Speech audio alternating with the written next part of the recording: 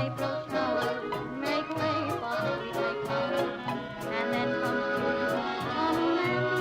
June, March wind and April showers, romance will soon be ours, an outdoor paradise for two.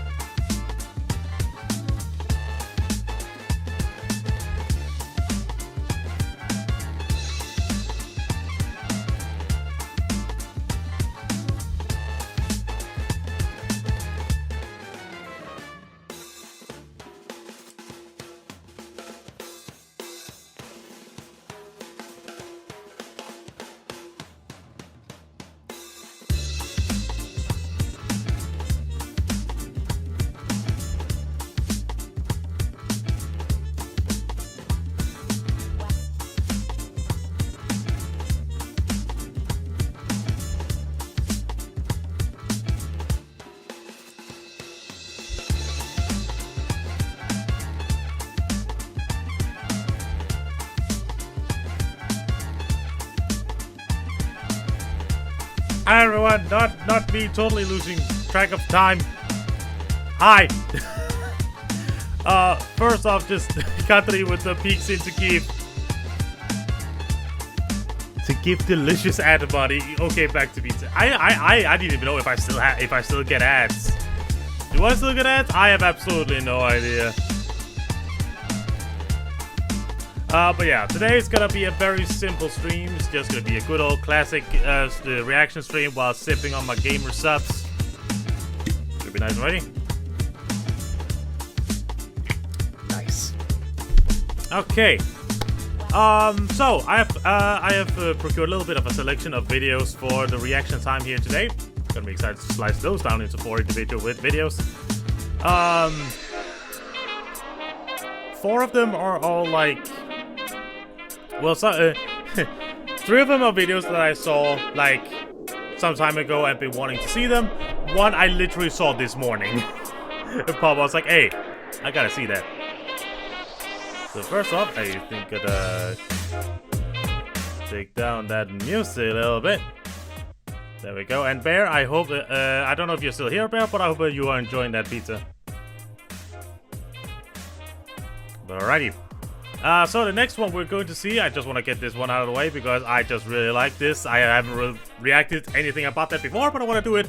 It's top 10 Yu-Gi-Oh! Villain overkill moments. It's this little short, quick 20-minute video from this guy, TGS Anime. Oh, actually, I just realized. YouTube intro. I do have to silence the music a little bit so for the music in the background of the video. That's how this usually goes. Oh!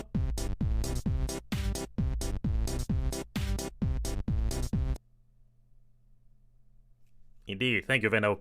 But okay. Hello, YouTube! Welcome to the next reaction video.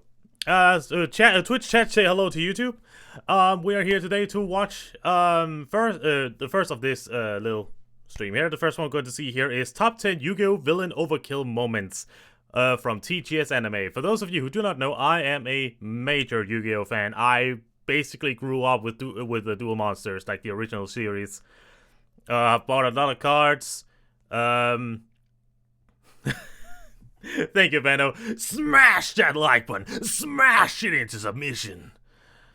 But I'm very excited to watch it because TGS Anime comes with a lot of good Yu-Gi-Oh stuff. Just all of their videos, like analyzing duels and stuff. It's just some really good stuff. Yeah, I'm very excited to see what this will be about with the villain overkill moments, because he already has another like overkill moments video, but that's more like the protagonists going all out. So like just for like context, what I've seen Duel Monsters, GX, and 5D. Like those are the 3 ones I've seen basically all the way through on all of them. I haven't really seen any of the newer stuff, so that's gonna be interesting to learn about if he talks about those villains, because apparently the later shows goes apparently very crazy. But that's neither here nor there, so let's get to it, my dear friends. Let's get and watch top 10 Yu-Gi-Oh! Villain Overkill Moments by TGS Anime. Let's go. And I hope that the volume will be fine. I forgot. Wait. When a big villain debut. No. When a big. Good. I've only seen GX finish and some of the original. It's a ride. Villain debuts, they like to show why they are a force to be feared. This is done to make not only our main characters realize, oh wow, this guy is gonna be tough to beat, but it also makes us at home think, how is the main character supposed to beat that? Yeah, so then the question becomes, well, how do you show someone is insanely strong in the Yu-Gi-Oh! Franchise? Why? You just have them absolutely obliterate someone. Oh yeah. This feat can be done in several ways. Winning a duel in a single turn, beating multiple opponents at once, beating a previous big bad villain, or just generally going a bit too far in a duel. Today I want to look at... But again, they want to go too far to just show off their power and... okay, also I'm going to move my mic over here. There we go, you should still be able to hear me fine. But they do want to go all the way over the top just to style off. 10 times the villains in the Yu-Gi-Oh! Series went for that overkill. Let's start first with... Alright. I'm excited to see which one of these moments I recognize and remember. I bet he will pull up some classic stuff, like maybe like with Merrick or Sartorius. But like he pulls some like later stuff, I have no idea. But I'm excited, like I said, excited to learn about.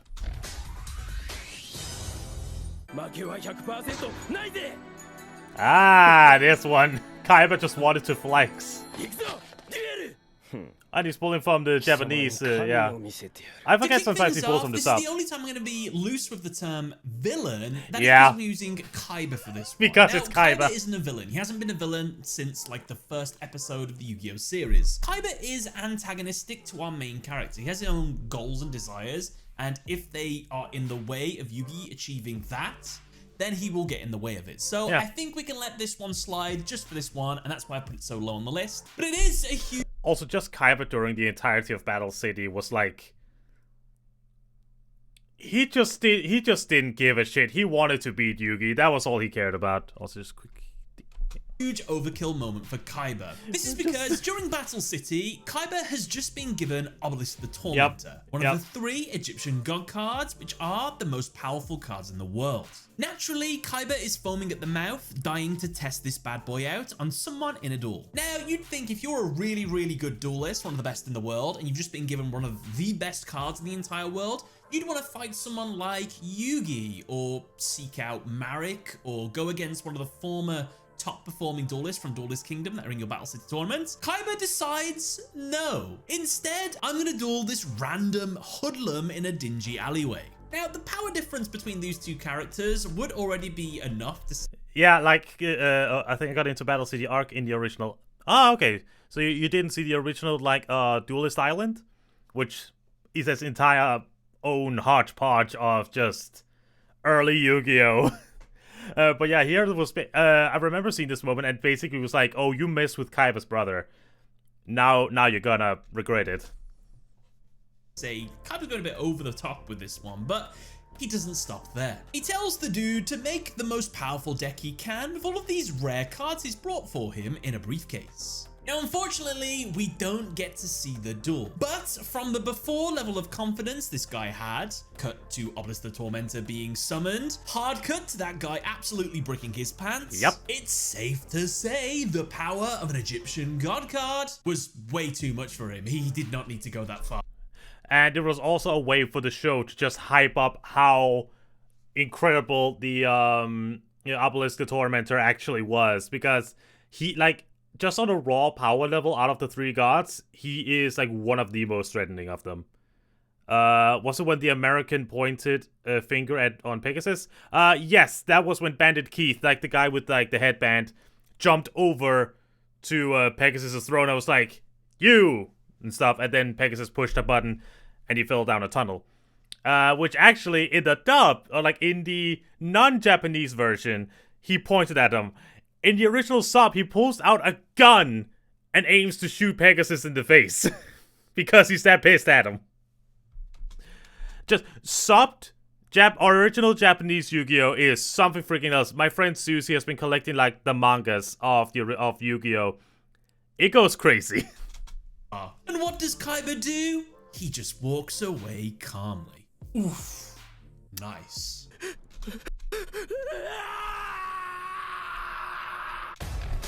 I'm sorry for pausing so much already, but I just want to say that Kaiba is one of the fucking best anime characters of all time. His sheer aura and characters, like his entire personality, I fucking love him. One of the best characters of all time. About kid censorship, yeah. Oh.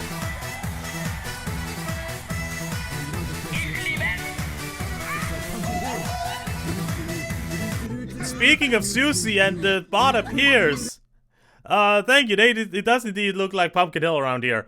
But hello everyone, welcome. You just caught me basically starting my reaction stream. First starting off with a Yu-Gi-Oh video, and then we'll move on to other things afterwards. But hello Nate, hello Carrot Top Rider. But hello Susie, of course, yourself. And for those of you who do not know me, hello, my name is John Inferno. I am a variety streamer, part-time, slash PNG tuber and facecam streamer. I play games, and I also react to things, because my original thing on the internet was indeed, well, reacting, so yeah. We got the version of Pokemon where they had jelly-filled donuts. Hell yeah, it is. Take my viewers from me, they're being in what? Pretty sure Susie's doing self-care. Oh, Carrot, is Susie saying that you guys were a nuisance because you kept telling her to take care of herself? Because if so, that's accurate. No. Hello, Kiara Willow, with the first time chat up. Look, Susie is my friend. You have my full permission to nag her about actually making her taking care of herself. Alright? She works so freaking hard. She deserves it all. Hello, I'm a goblin creature. Well, hello, Kiara, the goblin creature. My name is Jennifer, and it is a pleasure to have you along. So love on the Sus is what you're saying. Yes. Love, but not, of course not too much, because of course she does have her personal boundaries. But otherwise, yes. Smother her with love. Smother her with take care of yourself sort of stuff. I want to have that 1 week off, thank you. Sending love to Susie. Good. Susie, shan't. I shan't shush. Hashtag break Susie. Yes, indeed, Aether. Yes, indeed. Currently, right now, we are watching a video by TJ's Anime of the top 10 Yu-Gi-Oh! Villain overkill moments. And then afterwards, I have a death battle video. And then I have a Bricky video about Marvel Rivals. So if you guys want to stay around for that, you are more than welcome to do that. But if you have other things to go to, that is completely fine. Just very happy, very thankful that you all decided to swing by. And Susie, once again, just thank you very much for the rating. Highly appreciated. Love you, lots, Sus. Alright. I think I'll just get back to the video then. Just got to number 9 out of 10. Okay, so this is from the later shows. I've V Reigns. Not seen that. This stall is an interesting one. Spoilers! the companion to the main character, actually becomes the villain towards the end of the series. He challenges a character called Queen to avenge one of his AI friends that was destroyed under her orders. Now, Queen puts out a board of Allure Queen monsters. Her main monster having... Oh. Okay, everyone, unsubscribe to this man. Ban and block him on every platform. Remember to also... Remember to also end your Patreon support. This man can clearly support himself being a street comedian.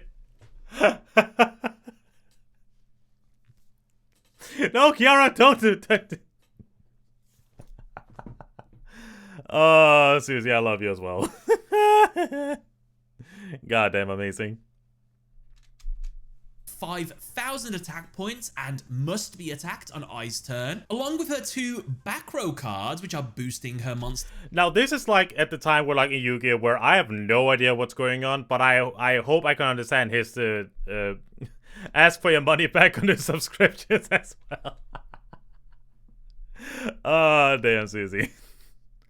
But yeah, there's like, I have no idea what any of these cards are, because I haven't seen this far into the different shows, and I'll just be along for the spectacle, basically. There's attack while also protecting it. This... Okay, can you what?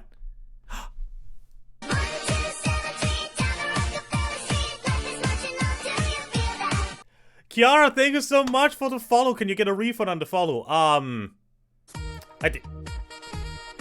Heh. Guys! Can I get my money back from these bits? I mean, if you want, but like, no, guys, you're not supposed to bully me now. You're not supposed to be bullying me with support now, okay? I only said to do that to Susie. I didn't tell you guys to do that to me.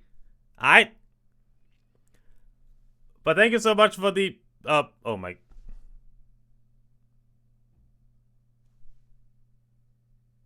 Why didn't that go off?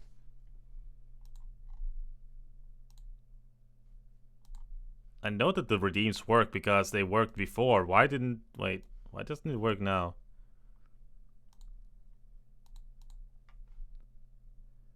Let me get a sip is apparently broken. What the hell? Susie? I know I semi-bullied you before, but, can you check that for me? Like the whole redeem thing? No, you didn't break me. You broke the redeem. The hell did you do?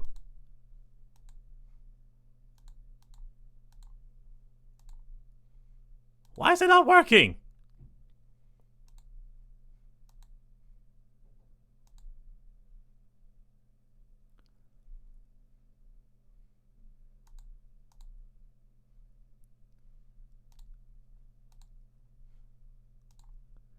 God damn it! Now I have to. No, don't close down the thing. Silly me. I guess I'm gonna have to like look at that later. Look that up later. See what's happening there. But alright.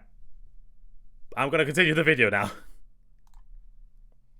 Oh, and also just Venoming, thank you so much for the 100 bits. I really freaking appreciate it. And Kiara, thank you so much for the follow. I hope you enjoyed the ride. A tough board to beat over. However, I declares it's gonna be super easy. Barely an inconvenience. この夫人で私を倒せるとでも? And,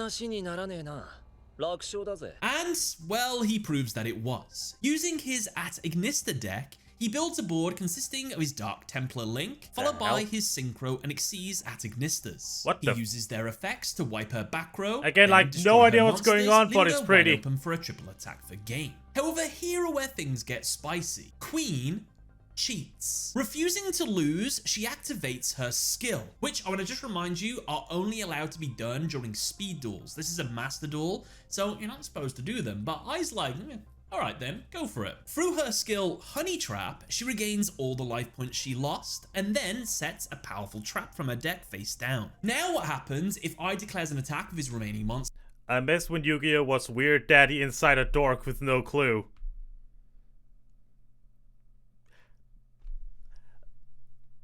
I mean, Kiara, I can't disagree with you.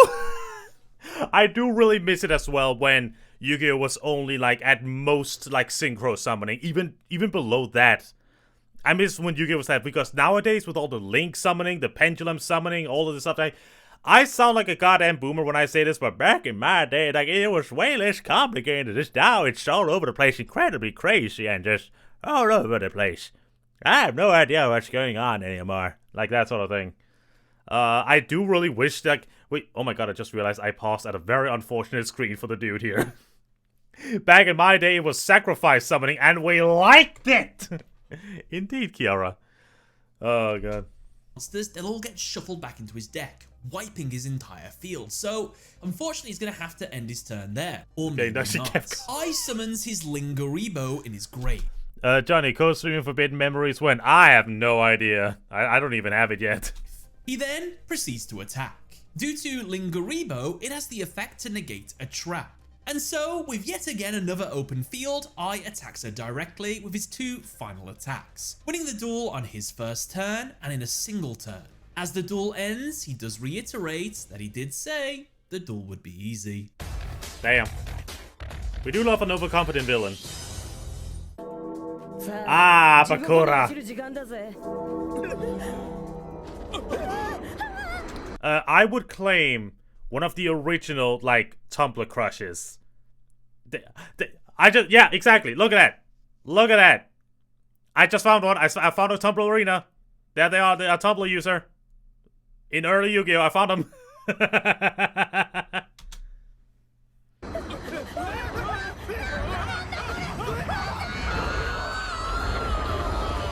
There was Tumblr. Fair point. I just have good.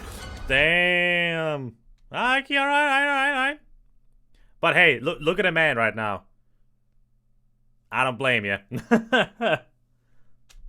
Now, just before the Battle City Finals took place, Bones is out there in a graveyard with his two companions, spooking duelists into relinquishing their duel discs and their locator cards. Now, in comes Yami Bakura, already a spooky fellow himself. Yeah. He's not disturbed by this at all.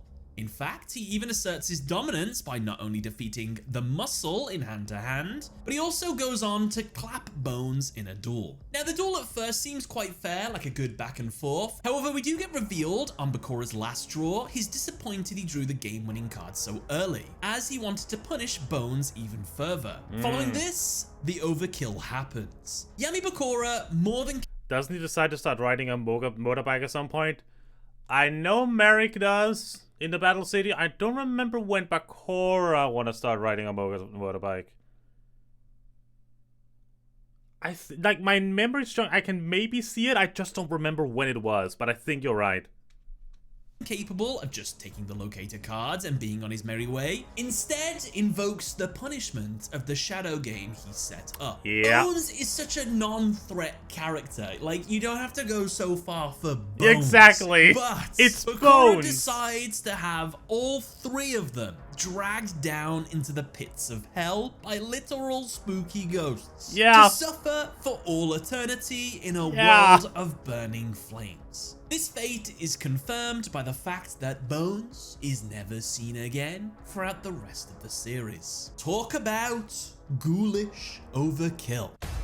Like, people, like, okay, I cannot blame people for looking at Yu-Gi-Oh! And only seeing, like, saving the world by playing a children's card game and all that. Oh, do I need to remind you that in the manga, there's a motorcycle scene with Bakura Mara? There's this. Oh, yes, no, I do remember that you showed me that. But, like, I cannot blame people for looking at Yu-Gi-Oh! With the whole, like, oh, saving the world with children's card games and stuff, and not really taking that seriously. Like, Yu-Gi-Oh! Can be incredibly fucking dark at times, both in the manga and even in the show, even in the censored version in English and stuff. There, it can still have some incredibly freaking dark moments. Like, all of Battle City has so many fucked up points.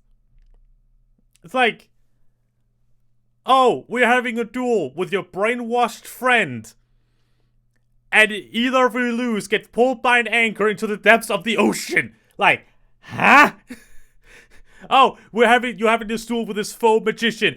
Either one of you loses, your legs get cut off and you bleed to death. Like, Kazuki Takahashi, the original creator of Yu-Gi-Oh!, like, he would have done wonders as a horror mangaka. I'm just saying. If he stuck to writing, like, messed up horror stories, he would have done just as well. I bet. Joey, if you lose the duel, you lose your soul.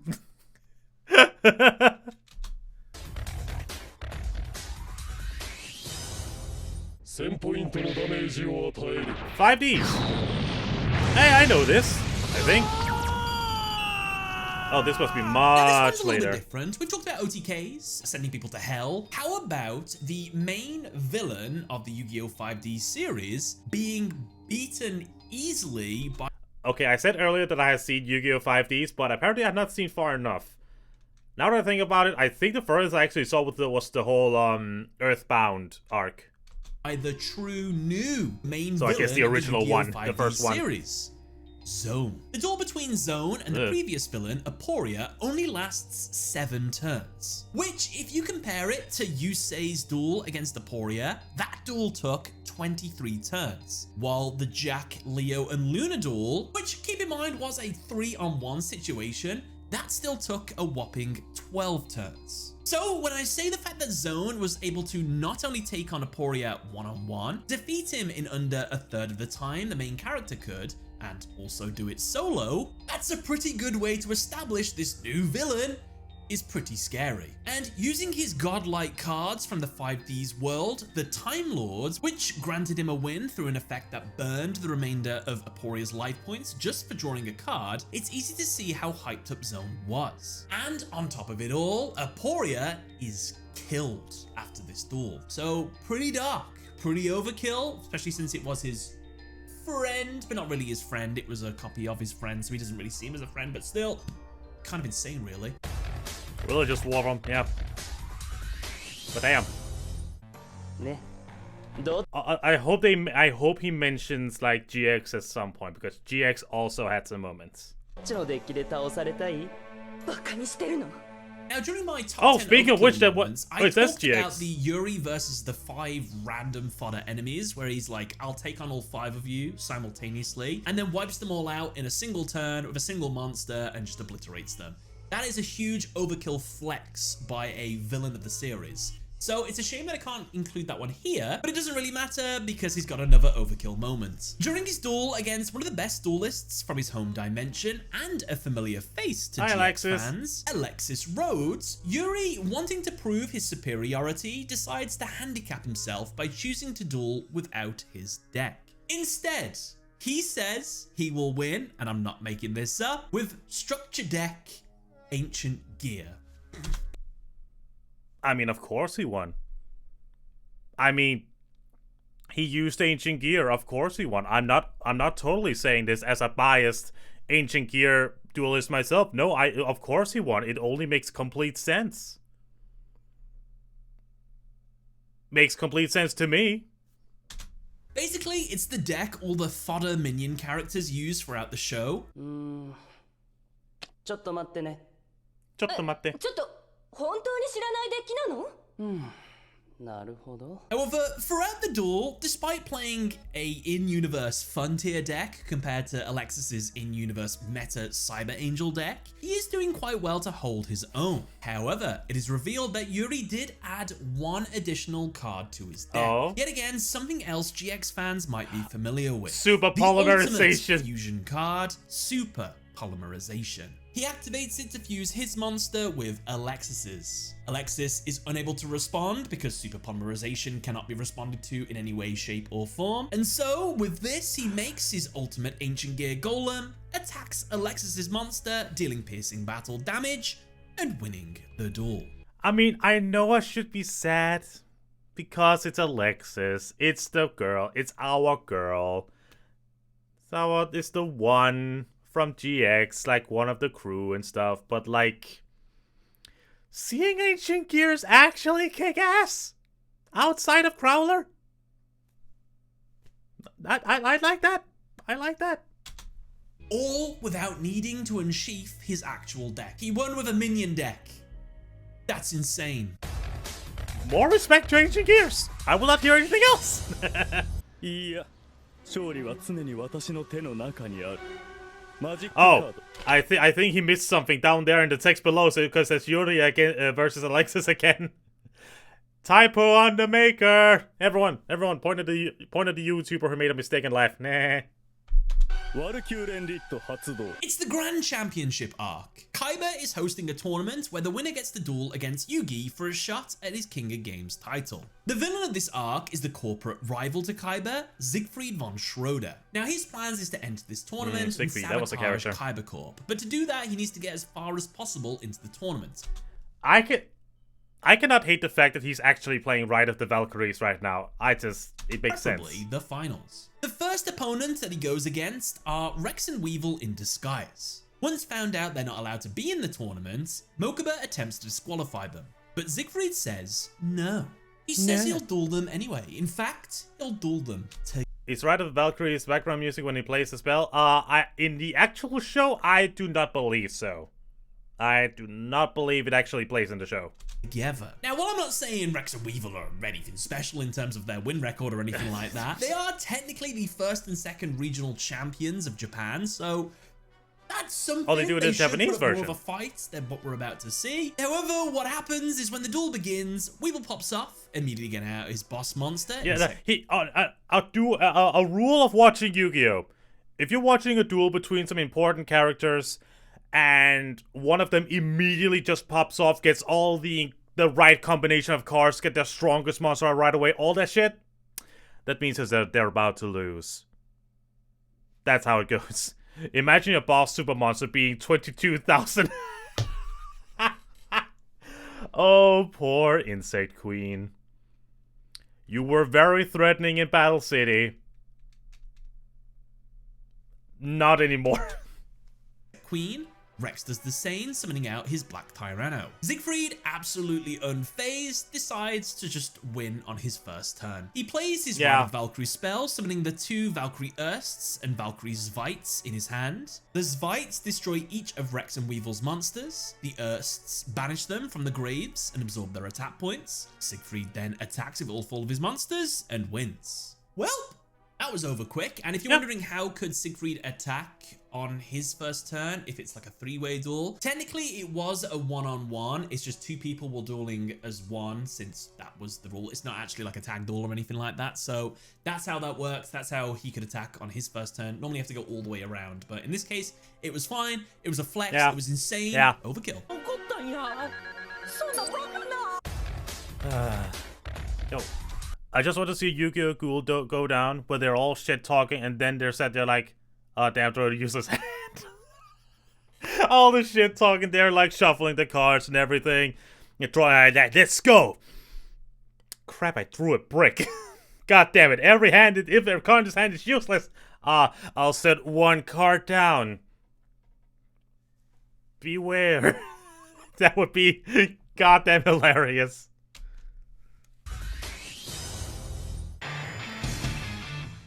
Arc V. Heard this one is good. Now this one is an OTK. Life points on the brink and making a huge comeback in a single turn. And as well, attempted murder. During the Friendship Cup, Yuzu is put up against this monstrosity. Throughout the duel, it becomes clear Sergei's deck and strategy is to self-inflict damage to himself to put him at a huge disadvantage for a devastating comeback. Unfortunately, it's a little bit more than that. Bro is, how do I put this lightly, a masochist. He... Okay. I mean, in a universe like Yu-Gi-Oh, well, all the battle damage you take actually, like, is felt. It actually only makes sense that there was a masochist who came up sooner or later, so, yeah? Absolutely loves the pain he inflicts upon himself and from others. And unfortunately, so he's a sadomasochist. Despite putting up a great fight, on the final turn, he gets out his boss monster, whose attack is the difference between his... John, you haven't seen Capsule... I didn't see Capsule Monsters. Is there...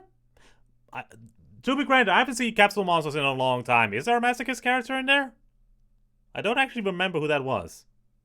And Yuzu's life points. Meaning this duel and all of the life points he lost were all a part of his plan. He uses its effect to reduce Yuzu's monster's attack to 100 and attempts to attack and go for game. Yuzu has one hope left. If she can just grab an action card to possibly save her in this duel, she might get another turn. However, Sergei runs his duel runner right into hers, causing her to fail to grab the action card, fall off her bike, take lethal damage, lose the duel, and unfortunately be flung into the side of a building where her duel runner explodes, seemingly killing her. And all Sergei has to say after this duel is done was, that was beautiful. I would just like to remind everyone, this was the Friendship Cup.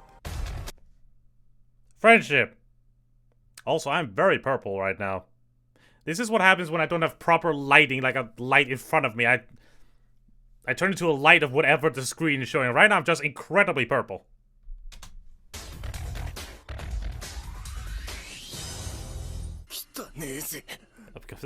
I tried so hard not to make that joke. I have to be honest. I tried so hard not to make a Thanos joke. Or a Purple Man joke. Everyone's... Okay, what's the Waluigi joke next or something? Now, usually a duel consists of a minimum of 2 turns. Right, that arc! Or not arc, but like that, Right. You say goes to a freaking western town. Builds a board, and then you make a board, and you break down your opponent's board, and you, if you're really good, attack on that. Where's the stones? I don't have your stone. Fuck you anyway.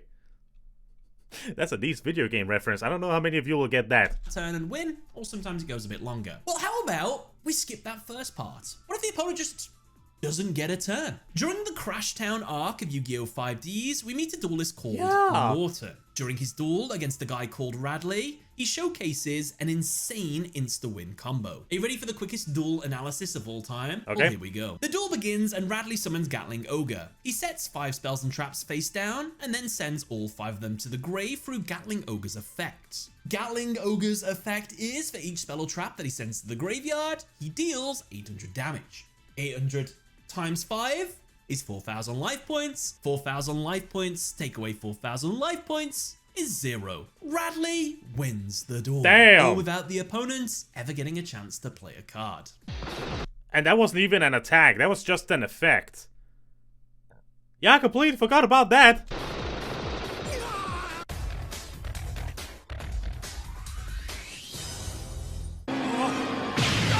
Oh, another Zexal moment. Still not seen Now, Zexal. Mizar in Yu-Gi-Oh! Zexal is a really good duelist. He went toe-to-toe with Kite Tenjo to his very last breath, and ultimately turns a new leaf because of Kite, revolting against Don 1000, the main villain of Yu-Gi-Oh! Zexal. However, despite being insanely good, he's about to get insanely clapped, without Don 1000 even needing to play a single card on his first turn. You see, Don 1000 goes first in the duel. He then immediately ends his turn by playing nothing. Mizar's turn, Don 1000 activates Numeron Network from his hand on the opponent's turn, thanks to its effects. Mizar does all of his plays and gets out a board which he hopes to tribute all of his dragon monsters on the field in order to inflict damage to both his opponent and himself equal to the tributed monster's attack, essentially ending the duel in a draw. While sacrificing himself, very noble, he will rid the world of Don 1000 for good. That's not what happens though. Don 1000, having none of this, activates one of the effects of his field spell. He plays Numeron Spell Revision, which turns the effect of an opponent's spell into a different spell from their deck of Don 1000's choice. He chooses Mizar's Card of the Dragon King. Now, instead of tributing his field and dealing damage, this card tributes his field and lets him draw a card for each one. Unfortunately, only Mizar will take damage equal to the combined tributed monster's attack. Mizar loses the duel, technically by his own card, without the opponent needing to summon a single monster. It's actually crazy to think that Yuma and Shark go on to duel Don 1000 and win, because that is an insane play. Well then. Using an opponent's card against themselves in such a way you never even need to play one yourself. That's mad impressive.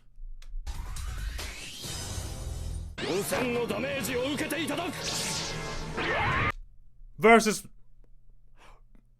Okay, first off, I'm happy Sartorius is at number 1. He's one of my favorite Yu-Gi-Oh! Villains, but versus Prince Ojin?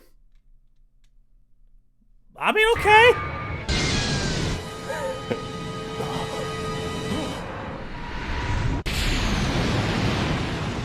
Already at the number 1 spot, and then I'm giving it to Sartorius versus Prince Ojin. I'm using the term duel very sparingly here because this wasn't really a duel. For you see, in this duel, Sartorius was able to perform a 0-turn kill, essentially where you win without even needing to have a turn. いや、最後のターンはまだ来ていない。これはまさに 0-turn kill. What happens is Prince Ojin goes first. He summons out his satellite cannon. He then boosts its attack to 2000 through his charge spell. He then plays Mischief of the Time Goddess, which lets him skip Sartorius' turn and then move straight into his battle phase of his own next turn. So Sartorius never got a chance to play. That seems really broken. So, sorry, was it Prince Ojin that automatically won the duel without getting a turn? No, Sartorius is about to win the duel. Ojin attacks. As he does, he plays Limiter Removal to double Satellite Cannon's attack to 4000. If this attack is successful, he wins. Sartorius, however, activates the effect of his Arcana Force Temperance in his hand to negate those fucking Arcana Force cards. I have never used them in real life or like in any of the games, but like I remember being so fascinated by those things when I was younger and I saw GX. Like, I was so fascinated by how they worked, because I just loved Sartorius so much as a character and as a villain. Any battle damage he would take from an attack. Following this, since Ojin was unable to win, he summons his satellite base. Unfortunately, due to this, Sartorius can now activate his Intervention of Fate. This lets him activate a normal spell in his hand, despite it being the opponent's turn, as long as they summoned a monster. He activates Ace of Sword. This card, depending on a coin flip result, will cause either Sartorius or Ojin to take damage equal to Satellite Cannon's attack. The result lands right side up, meaning Ojin takes 4000 damage. He loses the duel without Sartorius even needing to have a turn. It turns out you can't defy your destiny of getting OTK'd by the main villain of a arc. Yeah. 確かに占いでもこのデュエルは私のターンを迎えずに終わると出ています。 And with that, that's my top 10 villain overkill moments. Want to watch the original overkill moments video? Well, you can watch that one right here. Or if you'd rather watch... Oh my god, what is that? Oh! It's the subscribe button, not subscribe Oh to. my god. Oh man. Oh dear. Subscribe button. Thanks for watching. Bye everyone. Bye. Alrighty then, that was the top 10 Yu-Gi-Oh! Villain overkill moments. Some I recognized, some I didn't. I got surprisingly incredibly happy because Ancient Gears was mentioned in a good light, and as an Ancient Gears duelist, that just made me very happy. But yeah. Don't know what else to say here at the end of this, other than the original video will be in the description, of course. Go down there to do that. And just as he said, if you would love to, please leave a like, subscribe, all that jazz. Everything linked to my socials and stuff will be down below. My Twitter, Twitch, Blue Sky, and my Patreon for those of you who want to go that extra mile. But otherwise, just thank you also very much for watching, my dear friends. Here are, of course, all of the lovely patrons who are with me so far. And smash that like button! And, yeah, say good, see you next time. No, Susie, no! No! And that's what that will be cut. Thank you so much, Susie. That was amazing timing, Susie. That would be an amazing thing to end on for that video. Thank you so much. Alrighty. So that was the Yu-Gi-Oh video, and now for probably the one out of these that's gonna get the most views, which is of course the Death Battle video. Zoom in, yeah, exactly, that's what I was thinking as well, Ben. It's like, no, Susie, no! But yeah, the Death Battle video, that's probably gonna be the one that gets the most views out of all these I'm going to react to today. Alright. Be ready to say hello to YouTube, chat. Okay. Hello everyone, my name is Johnny Farrow. Welcome back for the next reaction video. This time around we're going to watch Death Battle. Actually, no, wait. I have to respect tradition. Where are you? There you are. I have to respect the tradition of this channel. Here we go. For those of you who are new here, I have no idea absolutely what I'm going to do. You'll either just be or cringe. I don't know, but here we go. Alright. Goddamn glasses. Okay. Hello everybody, my name is Johnny Ferno. Welcome back for another reaction video, and this time we're here to watch Death Battle! Kratos versus Asura. Now, this is gonna be a very interesting death battle, because this is not only a death fight, a battle to the death between gods. This is not only a fight to the death between people who have toppled gods, entire pantheons even. Most importantly of all, it is a fight to the death between two dads. Two dads who would rip the worlds apart for their children. Kratos for his son, and Asura for his daughter. It goes wild. Let me just put it this way. Now, this will be a hard one to calculate, because both of them are fueled by rage. Asura in a more literal sense, if I remember correctly. We already had fight for two dads, Bowser and Eggman. That is true, actually. That is true. A video I actually regretted not reacting to. Because after I saw it, I realized that would have been a very good Death Battle video to react to for me, because I know both characters and stuff, but I also made that mistake with Discord and Bill Cipher, so I'm the idiot here. But yes, this will be an interesting video, because there are so much to Pascal between these two. Oh, Susie, are you freaking... Hello YouTube, please unfollow this man. He has too many followers for this kind of content. His comedic acts doesn't even topple the top that is his reaction vids. Kindly block this man, report him, unsubscribe to let this man go. Also end your Patreon, for he will better suit as a street comedian. If not that, he will become the next step back.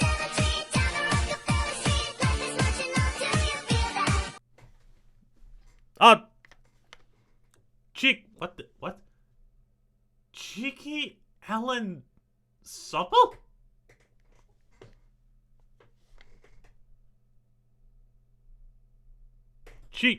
G Gallon Supple. Thank you for the follow, my dude. Long live Denmark, bacon, etc.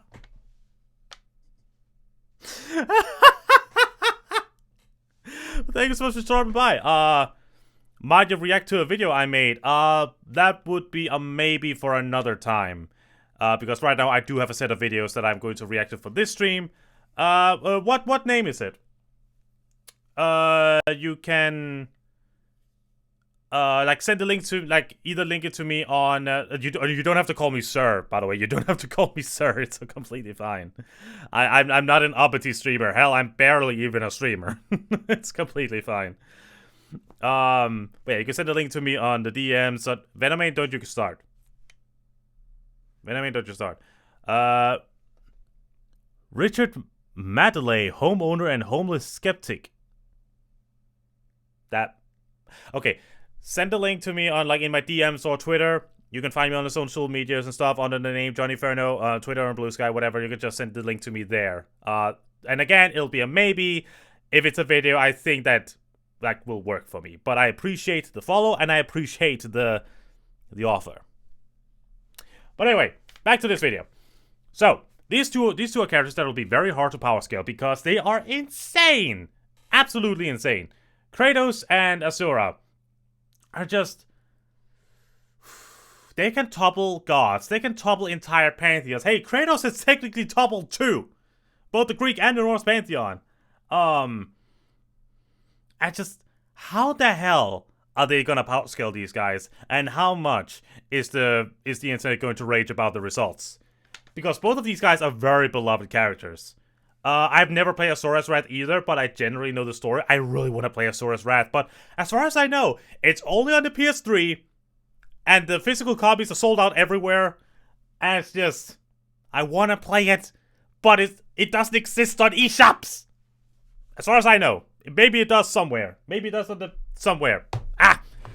But yeah, I don't know who my bet will be, because they're both really good. If I had to pick one right now, my mind does also go to Asura. But I'll see if they can change my mind before the end. But yeah, I've rambled long enough. Let's get to it. Oh, and of course, it is a 3D match. This will be interesting. Kratos versus Asura. The Ghost of Sparta versus the Wrathful Destructor. Because sometimes you just want to punch a god in the face. He's with Several. a boomstick. And it's our job to analyze their weapons, armor, and skills to find out who would win a death battle. See you in a bit, Zeus. In the beginning, the Primordials waged war across existence. Wait, what? What did I say? Unofficial material related to a character is applied to analysis unless found contradictory to primary source. Certain alternate media, e.g. B is for boy, and creator statements only applicable as far they are supported by the primary source. Okay. Alright. A series of cosmic clashes that birthed the universe. Boom!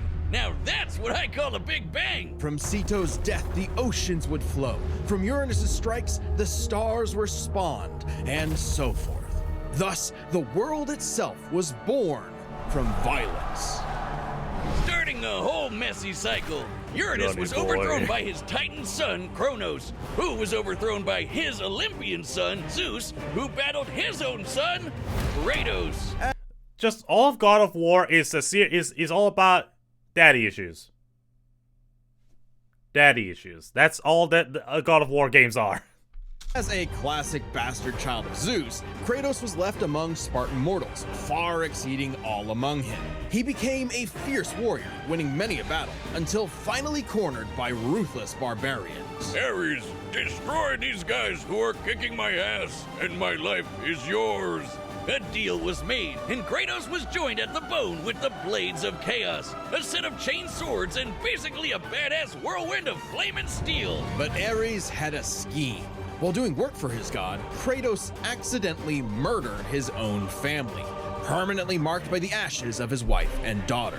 He was, forevermore, the ghost of Sparta. So, he was kinda understandably really pissed off. Incredibly Time for a new pissed. God of War. The gods were crapping their togas in fear as the new God of War took out his rage on all of them. And got some new gear out of it, too. Oh With yeah. Poseidon's trident and Icarus's wings, Kratos dominated both sea and sky. He also has a tendency to carry powerful severed heads, like Medusa's. And Oh, the yeah. claws of Hades could steal souls, even the soul of Hades himself. Should have thought that one through, man. Neither Perseus or Hercules were a match for Kratos, nor was Helios, the sun god capable of moving stars and spreading light across the entire underworld. He fought Atlas, the Titan of Strength, who broke the load-bearing pillar of the universe. So Kratos forced him to hold up the cosmos on his own instead. And he could do it with just one hand, according to the novelization. Even his grandpappy Kronos failed to stop him.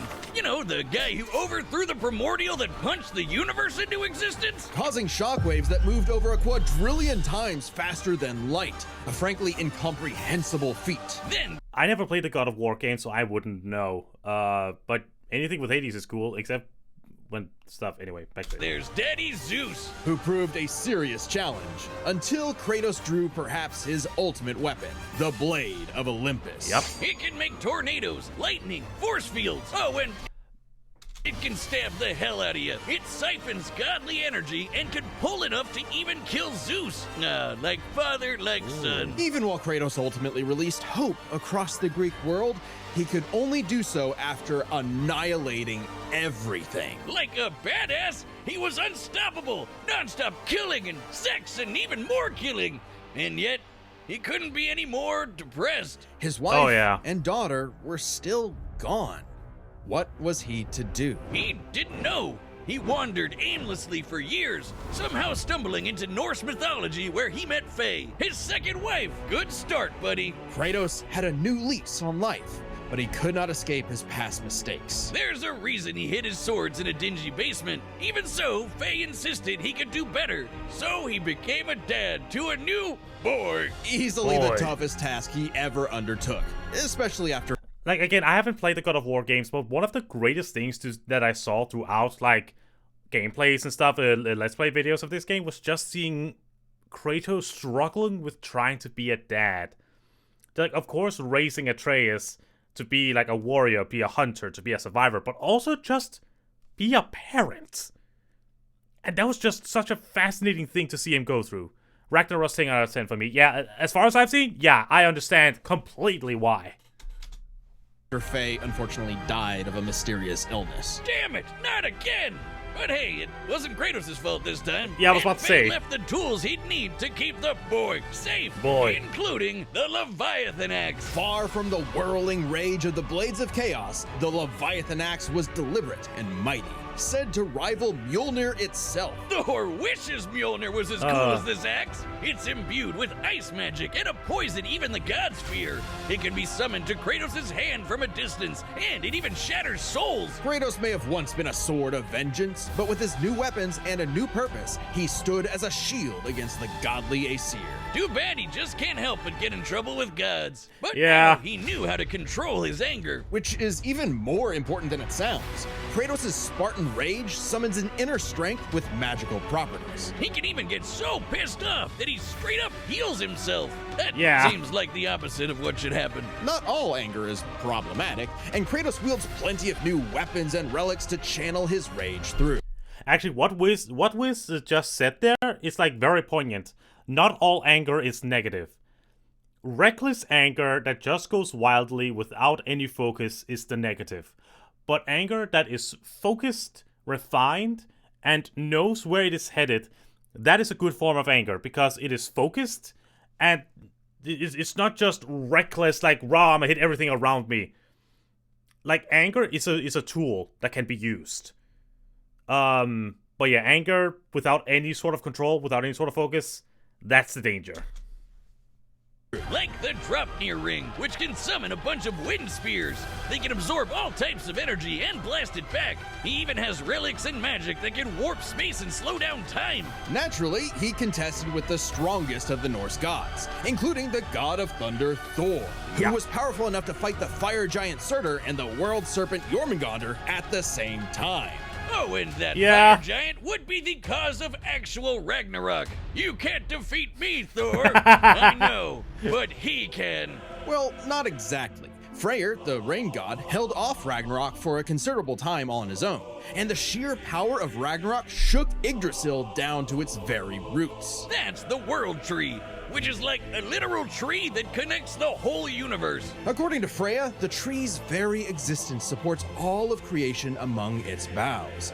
Every strand transcending time, transcending space. Everything comes back to the tree. So it's kind of like Kratos lives in a really, really, really big treehouse. In his quest to free the Norse world, Kratos reclaimed old weapons by reckoning with his past sin. Wait! The hell? It's like, killed most of the Greek pantheon, climbed out of the underworld, like all of these things, then fought Shovel Knight to a standstill. Why did he fight Shovel Knight? When did that happen? I gotta find out when that happened, like, if that was like in a cameo or something. Even taking up the Blade of Olympus once again. Even better, he actually got to be a Yeah, exactly. When did that happen? And now the boy is a man. Boy. And also a bear. Kratos made a lifetime of mistakes, but this future would be different. He'd be more than he was in the past. Not just a god of war, but a leader, a father, and a defender. A god of hope. Hell yeah. This battle is Bam. sponsored by Robin Hood Gold. Alright, going to skip past this. There we go. Demigod fell from the heavens, only to rise from the depths of Naraka. Go Robin Hood Gold LLC.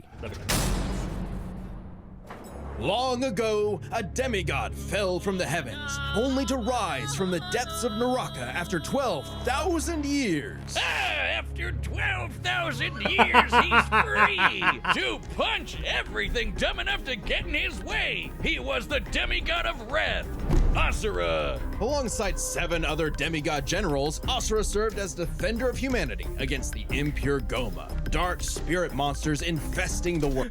Fucking. The energy, like, come on! Put him in Marvel vs. Capcom! Man!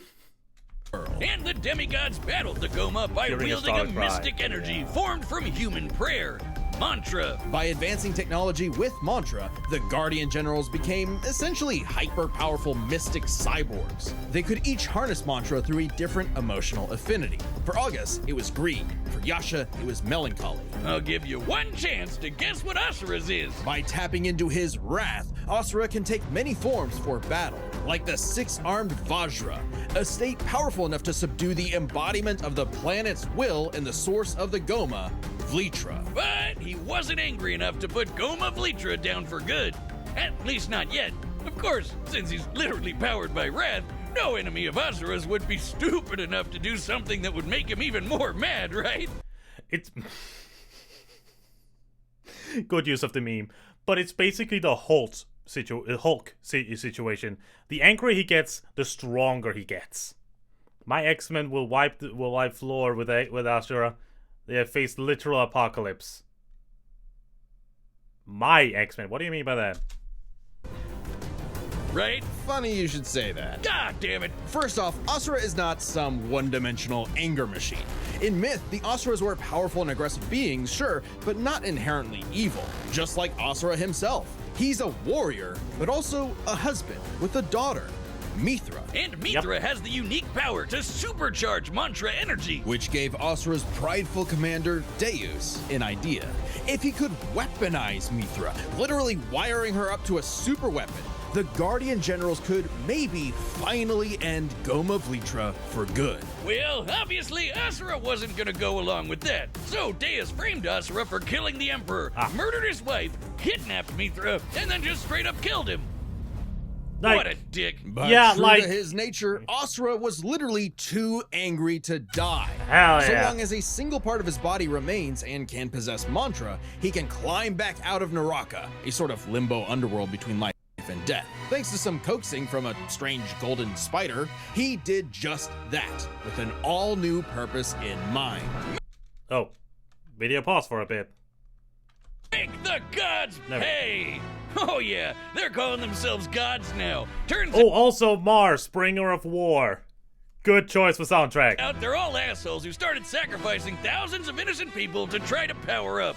So Asura got really pissed off. I think that's the way. No, wait, that's not Mars, Bringer of War. Da, da, da, da, da, da, da, da, da, da. I know that. Okay, no, I'm wrong. It's not Bringer of War and Mars. It's something else. I forgot. And through his rage, Asura's power exploded, rising enough to throw giants like ragdolls, shatter whole moons, and destroy a fellow deity, Wizen. Who could dwarf the planet and wreck it with just a finger. Look at this. Trying to Asura poke him is to so death. powerful, his soul cannot be manipulated by the Goma or the deities. He can propel himself with mantra to fly, harden his fists to break steel, fire explosive energy blasts, and headbutt you so hard you wish you could die even faster. The dude literally stockpiles anger into a burst of energy that can one-shot even the toughest of foes. And when he goes unlimited mode, he can rapid-fire those super attacks without overheating. Asura's vengeance quest wasn't all shouting and explosions, though. I mean, it was a lot of that, but he also tried... Was that an Asura's Wrath anime? Or like an animation? I gotta look that up.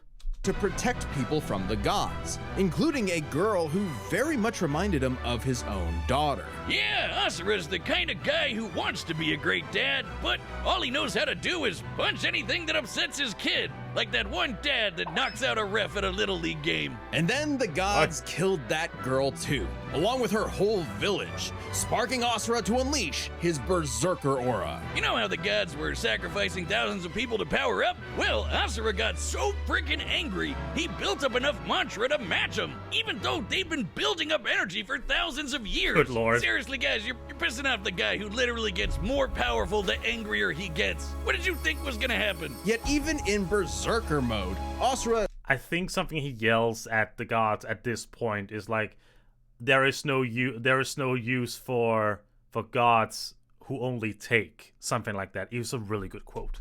Never lost total control. Berserker Asura adds even more extra arms, and they're big and glowy now. The man can launch so much angry mantra he wiped out the god's whole space fleet in seconds. Asura's anger raised to levels so high even he couldn't contain it, scorching him into his wrath form. Even though it hurts Asura while he's in it, this form is still perfect for absolutely shit-stomping a snobby demigod's face in. It's okay though, his brother-in-law punched the edge out of him. Yasha saw the error of the deity's senseless sacrifices and teamed up with Asura for a coup against Deus. Awesome, they're bros again! Just in time for Asura to hit his former boss with so much mantra that he burst, then dive into the planet's core to obtain power equal to 1,000 arms! His mantra form, finally, a power capable of killing Vlitra in a big planet-busting blast! Deus was defeated and Gaia was saved, yet Asura's wrath hadn't been quelled. Title drop! It turns out that spider that guided him was actually Chakravartin, the creator of mantra and the entire universe. And everyone's suffering was part of his plan to make Asura his heir. Chakra kidnapped Mithra, because of course he did, tested Asura in the form of a massive golden Buddha statue. Check out the size of it! That thing can literally hold a galaxy in its palm. Naturally, Asura and the statue threw hands. Enter the mantra reactor. Literally. Capable of holding 7 trillion souls, Asura instead used it as a vessel for a far greater power. His own unfiltered rage. At last, Asura could show the world his real colors. Everyone from the humans to the 7 deities to Chakravartin saw Asura's anger as a weapon, a sword for tyranny, when that was never who he was. His rage was really a shield to protect humanity, and most of all, his daughter. A shield larger than a planet! Unbound by his past limits, Asura's ultimate destructor form effortlessly punched through asteroids larger than nebulas, dodged planet-sized lasers moving 2 quadrillion times faster than light, and obliterated whole stars! Chakravartin was, understandably, impressed, and offered Asura a chance to take his place. Asura smiled at the offer, and extended his arm. Right into Chakra's face! As if he was gonna let some god trample over more worlds. Instead, he literally beat the QTEs out of God, obliterating him and his plans in a cosmic explosion. But with Chakravartin dead, so was the concept of mantra itself. Those who depended on it could not survive. including Asura. Hey, as long as Mithra was fine, it was worth it. Besides, he'll reincarnate millions of years later, still kicking ass, ready to smack a random thug, a meteor, or Ryu, right in the balls. It's interesting. Despite the dangers of uncontrolled anger, Asura's wrath gave him the power to save everything. All because of just one thing. Some bastard made his daughter cry, so they had to pay. Now that's a god I can get behind. Hell yeah. And also just the fact that that Liam O'Brien delivered so goddamn hard as Asura. Like, holy shit, his performance. Like, from the clips I've heard, holy crap. Apparently, like, so bad that he made, like, he destroyed his voice, basically. This battle is it's commercials. Okay. Okay. And so far, I will still hold to Asura winning. All right, the combatants are set, and we've run the data. They did not just do Kratos like that. They did not just fucking do the Fortnite dancing. Through all possibilities. It's time for a dad battle! I do believe Asura will win this. That is what I believe.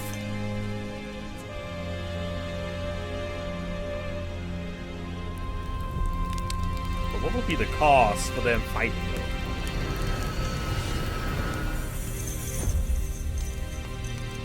Kratos, the god of war.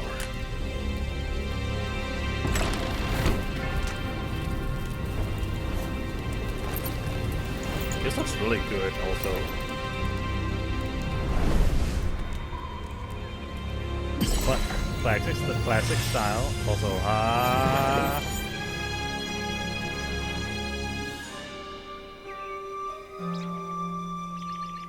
okay.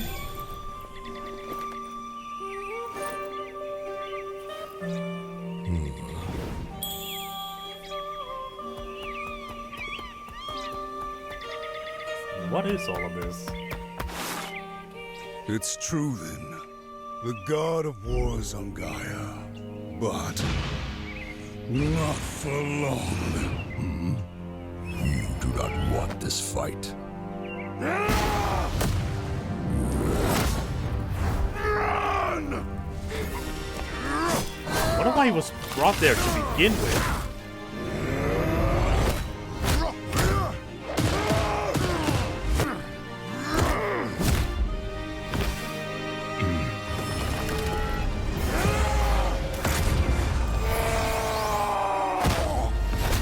Also, I just realized that this music is like...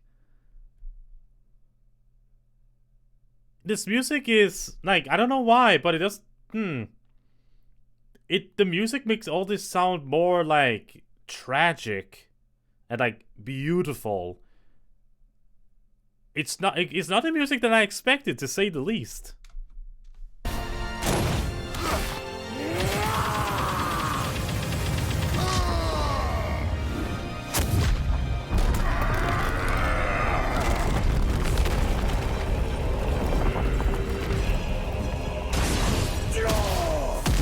That's the freaking quick time events.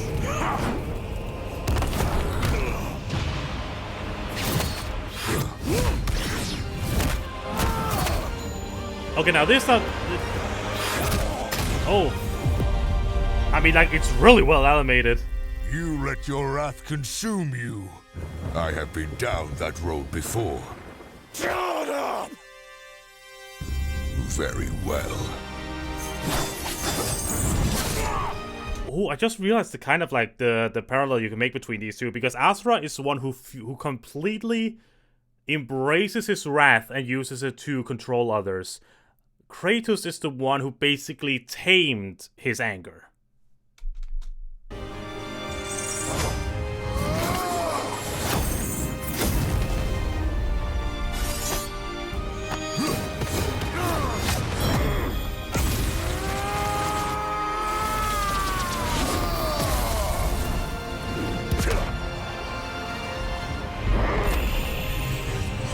We're just jumping right ahead to all of these, like, forms, okay.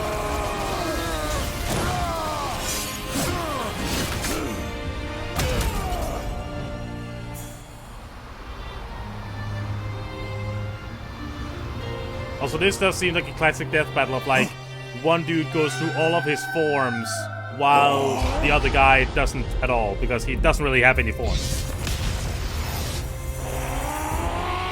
Oh boy.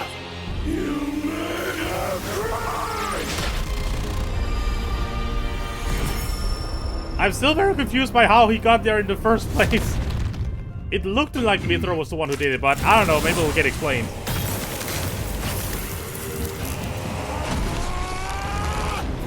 Oh boy.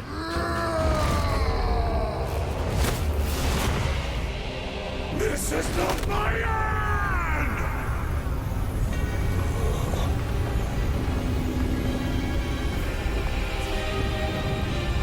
Kratos is like, ah, he's also a biggie.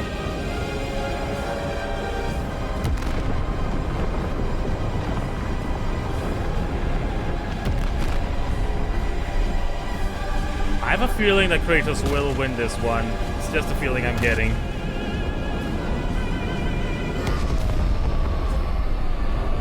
That's Sora's pose. That's his come at me pose.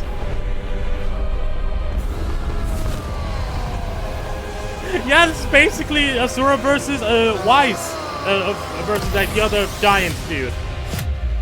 Yeah, that's exactly what happened in that boss fight. Death has not earned me yet, Titan! Okay, that's a badass line.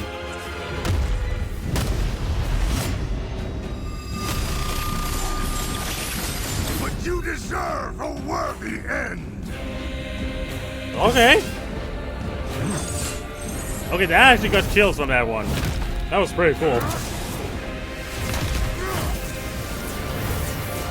Look at this!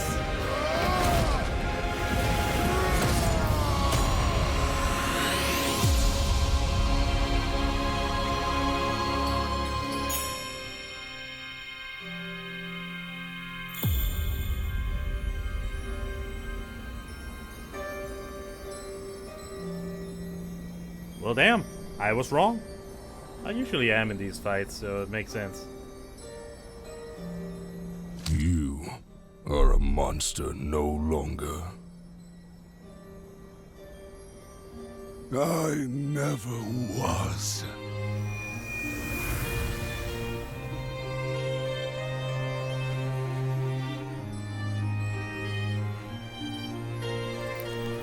With the Blade of Olympus, even. Sword basically designed to kill deities.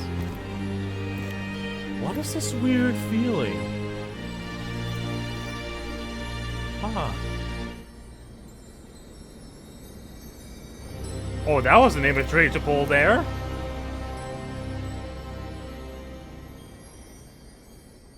KO! Alright then. I guess Asura's wrath really is gone. But are we sure this is how it'd go? Even though Asura can blow up stars? Asura had some amazing displays of apocalyptic destruction, but the full scope of their speed, experience, versatility, and power sheds a surprising light. At first glance, speed seems like a shoo-in for Asura. Kratos is quick, but he never dodged a universe-crossing laser. That doesn't mean he couldn't. Remember, as usual, we look at these characters at their peak, free from gameplay restrictions. Yeah, we're looking at everything in canon, and Kratos fought and killed Helios, the sun god. From the moment he's introduced, Helios is emphasized to be immensely powerful. Without Helios, darkness would shroud everything. His light was fast enough to illuminate the entire underworld while Kratos sailed through it, taking a few hours at most. So, kinda hard to quantify, but that's consistent with the shockwaves the primordials caused that spawned the universe. Arguments could be made for which is faster, the primordial shockwaves or Chakravartin's intergalactic lasers. Since it's so close, it's safest to assume their speeds are generally even.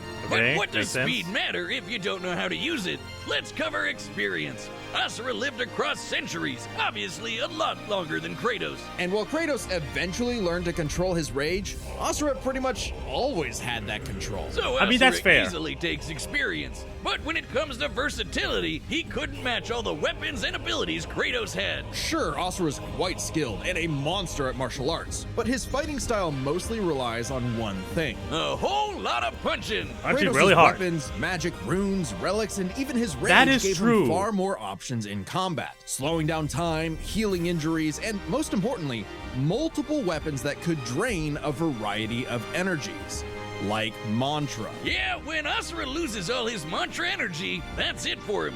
So the Dropnir Spears and the Blade of Olympus gave Kratos exactly what he needed. Versatility and multiple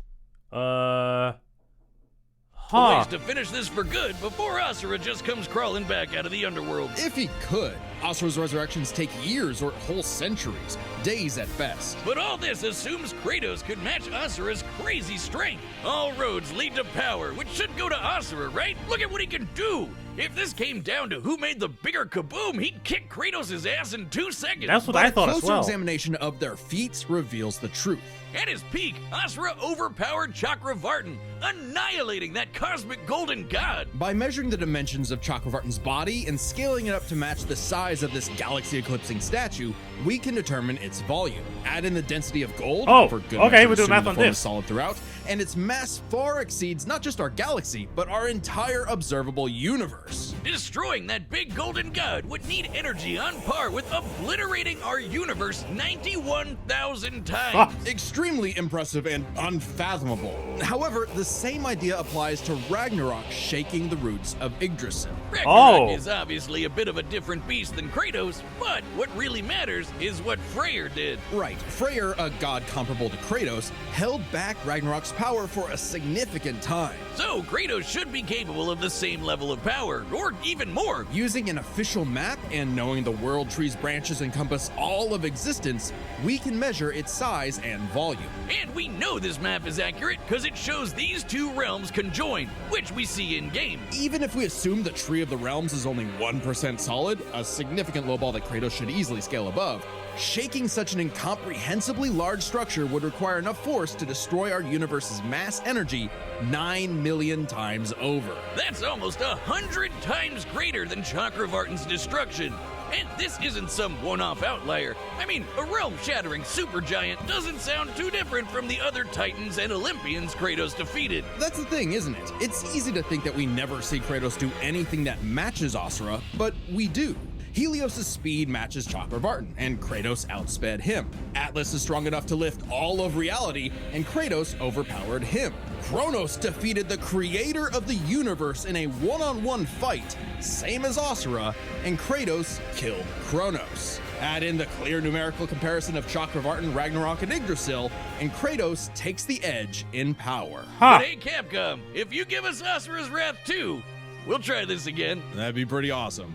Asuras, the sun rises. The god of wrath was Kratos.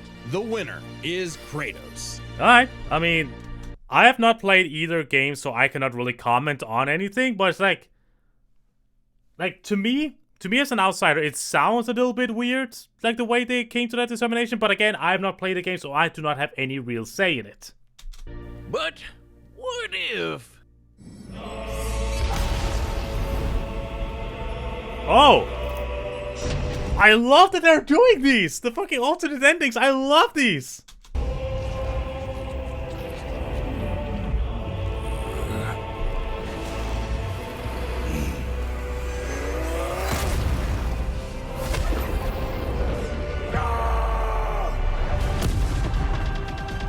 Oh. Smash the button! Smash that button!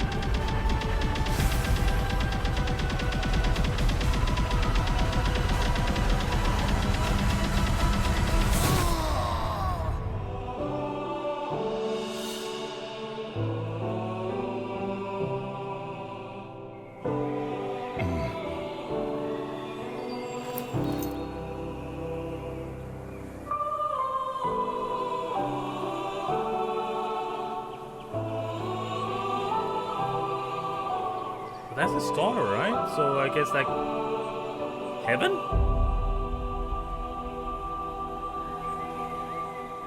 God damn! That concludes my pitch for Asura's Wrath 2. The end. Next time on Death Battle. Alright, who's the next time? Ghost Rider. Okay, versus... What was it? Ghost Rider and Spawn. Subscribe and join as a member to see more Death Battle. Thanks for watching. Which is kind of funny because the last time we saw Spawn was versus Kratos, so Yeah, Atreus didn't really get mentioned in any way. I still wonder how he got teleported over to them in the first place. Maybe somebody says in the comments. No matter who wins, the comments will be angrier than both Kratos and Azura. Yes, that is true. True alternating.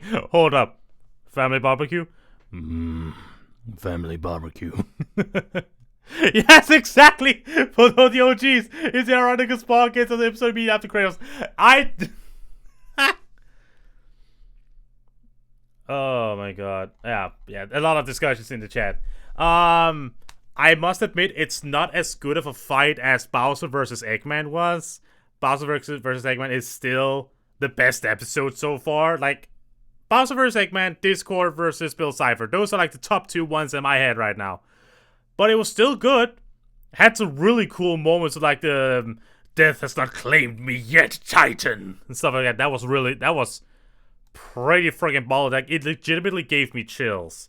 So that was just good shit. But yeah, otherwise not. Again, I wish I had played the games so I could come up with a better things to say, better arguments and stuff. But yeah. So yeah, don't think there's much else to talk about than other than just saying thank you all so very much for watching, my dear friends. Link to everything down below, including the video, and my socials will be in the description below. Like and subscribe if you like this stuff, because I am trying to get more into it. Please look at all these amazing patrons over here that are currently supporting me on Patreon, which you can also join them if you want to. I guess there's not much else to say than just thank you all very much. Thank you also very much for watching, my dear friends. My name is Johnny Inferno, and I'll see you guys next time. Bye! I'm getting better at this stuff. I'm getting better at the whole YouTube intro, outro stuff, doing it on stream, because it used to be kind of awkward for me to do it before, but I'm getting better at doing it now. I'm just getting better. Which is ballin'. I'm just waiting the announcement what Pantheon is the next God of War games. Yeah, there are some theories about that. I think the I remember there was a scene in God of War where like they showed different pantheons that you could go to. I think it was like Celtic, Shinto, and Egyptian, I believe. Which, like, in my head, I would either go for the Shinto gods or the Egyptian gods. Both of those two, I think, would be completely baller to see in action against Kratos like that. That would be goddamn cool. Okay. Yeah, Celtic, Egyptian, and Japanese. Yeah, exactly. Alright.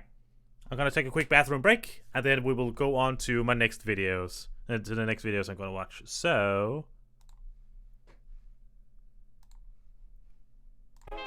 be right back.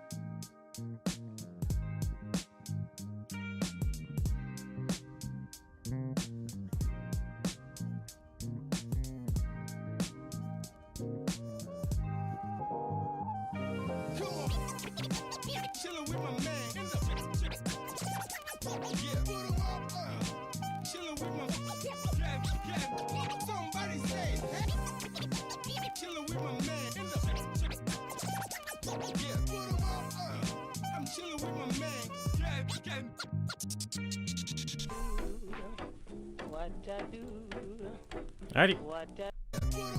Back. There we go. And now on to the next one. The next one I've planned for today, which is Marvel Rivals is an unfairly good game by Bricky. I love... Oh, I forgot. YouTube intro time. Chat, prepare to say hello to YouTube. Hello everybody, my name is Johnny Inferno. Welcome back to the next reaction video. This time around we're going to watch Marvel Rivals is an unfairly good game by Bricky. My damn quick BRBs are never quick. Damn, Susie. And also, Katria, hello, Bear. Oh, shout out to Bear. Wait, oh, is this where my face is? It's like up there? I think. There we go. Oh no. Oh no. I'm Crash. gonna shock walk before this. No, I did it! Nice!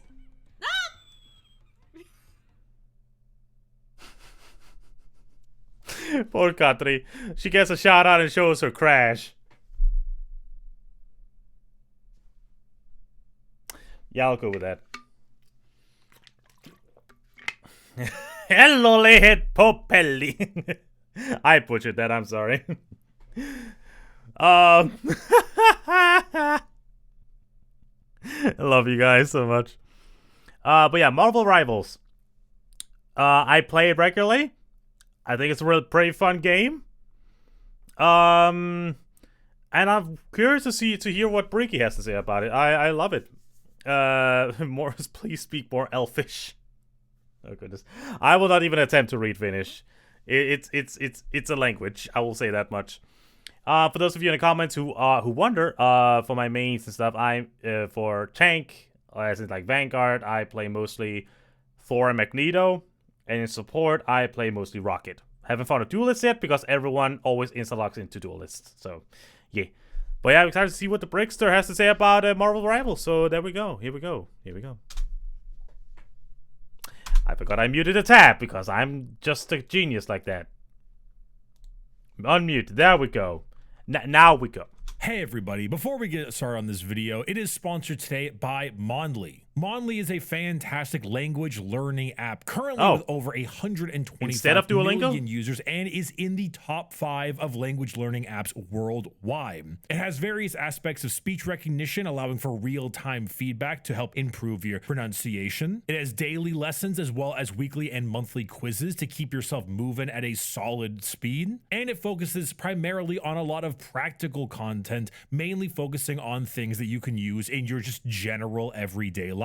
Not to maybe I can use this one to learn Finnish. mention, fluent speakers are the main source of lessons and audio material to make sure authenticity is paramount. And currently they are offering a fantastic 96% off lifetime access during their New Year sale at mondly.app/Bricky. Well, we're not at New Year's anymore, so mondly.app/Bricky to get 96% off your lifetime access and start on 41 different new languages today. Thank you very much for sponsoring this video. Marvel Rivals is a culmination of every red flag you can think of. It is a live. Oh, that was me. My country has a red flag, but still. Service. It's a free-to-play hero shooter focusing on a massive Disney conglomerate, financing itself through battle passes and microtransactions. It is, for all intents and purposes, everything the general internet hates in a game. However, it is also a contradiction, as those that would complain about each of those individual aspects of the game no longer have the ability to do so, because it pulled out the best kryptonite alternative it could find, which is being very good. This is doubly surprising, as the game is made by NetEase, a company also not known for making games of this style or caliber. The Chinese company is often well known for making a whole shitload of mobile games you have probably never seen or heard of. And because of the excessive monetization of those mobile games and their popularity overseas, they have become an extremely profitable, if inflexible, business. While they have attempted to gain a bit of a larger Western market in the past, nothing has been quite as brazen and successful as the launch of Marvel Rivals. And the key word there truly is brazen, because so much of this game is just so forward. So Marvel Rivals is a 6v6 third-person hero shooter. It has 3 main classes, being Vanguards, Duelists, and Strategists, which are tank, DPS, and support respectively, and I will refer to them specifically as those terms because I refuse to have another game trying to reinvent the word zombie. Game modes consist of capturing a point, pushing a payload, or a combination of the two together. The only real difference in this whole formula is whenever you play the competitive ranked mode, which has the thing where you go back and forth on the payload type maps. If this is sounding a ton like Overwatch, well, you better learn to live with that feeling real quick. The main standout of the game are how they do the individual characters. Each of them have their main weapon, but also have a variety of abilities ranging from the relatively simple to the extremely convoluted and everything in between. This, of course, also comes with an ultimate ability that is on a generally long cooldown and is shortened with damage done, healing given, and time passed.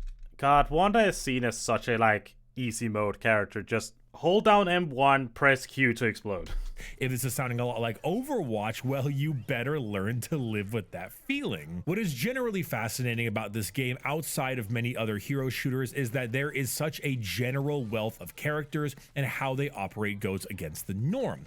Rivals is neither more hero nor shooter, but a surprising combination of both. In games like this, normally there is a specific focus on abilities or gunplay. One tends to be predominantly more important. In Rivals, it initially appears like it is a far more ability-centric game. If you were to load up a character like Spider-Man, we see him swinging around the map, moving at speeds almost impossible to catch, we would definitely think it's all about the abilities, playing the game almost more like a fighting game than a shooter. But then on the flip side, you might be— I was just about to say it. Then there's characters like Punisher, who's Gunman.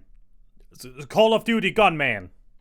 given a character like the Punisher, who is Gunman McShoot Guy, but he's a really good Gunman McShoot Guy, and having great aim turns him from a decent character into an absolute menace. What really throws this though is that characters who appear to be ability centric and others who seem to be gun centric can actually end up blending the two in a way you would never expect. Take the tank Penny Parker, for example. Penny is a control tank, someone who locks down a specific area and makes it very hard to take from her. In doing so, she is all about placing a... I tried Rocket. I like to heal and hurt. Rocket is very good if you want to be a support but also kind of pew-pew a little bit.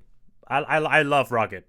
Nest of spiders and spider mines, creating a no-go zone for anyone trying to push and keeping herself healed up. This is something she is very good at, while also advertising on the tin that this is how her abilities are. However, I started playing a ton of Penny Parker because I was sick and tired of dive characters getting behind me and turning my squishies into ground pork. See, say you got completely ravaged by Captain America and Venom without saying that.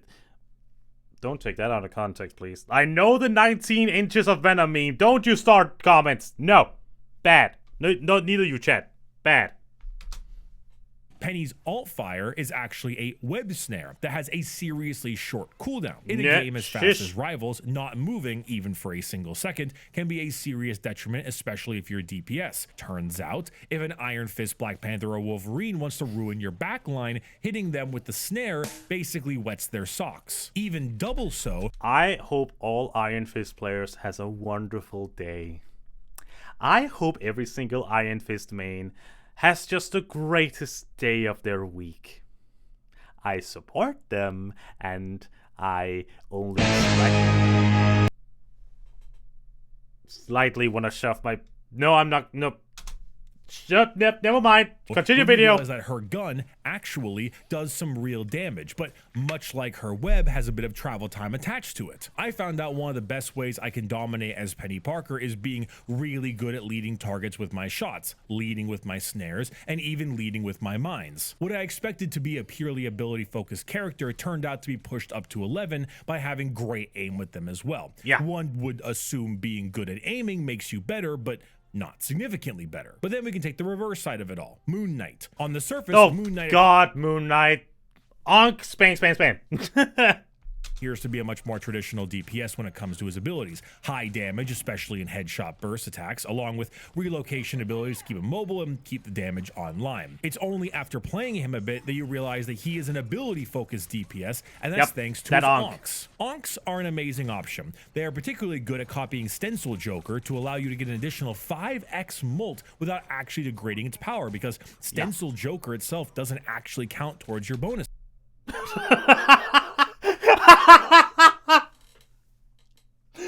Bricky, you're not talking about Belatro, you're talking about Marvel. I just got like, Bolt? What would say? Oh.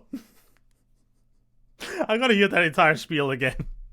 Without actually degrading its power, because Stencil Joker itself doesn't actually count towards your bonuses. It's really good at keeping a location completely under wraps because Moon Knight aiming is as foreign to him as decent mental health. It's important that you wake up, man.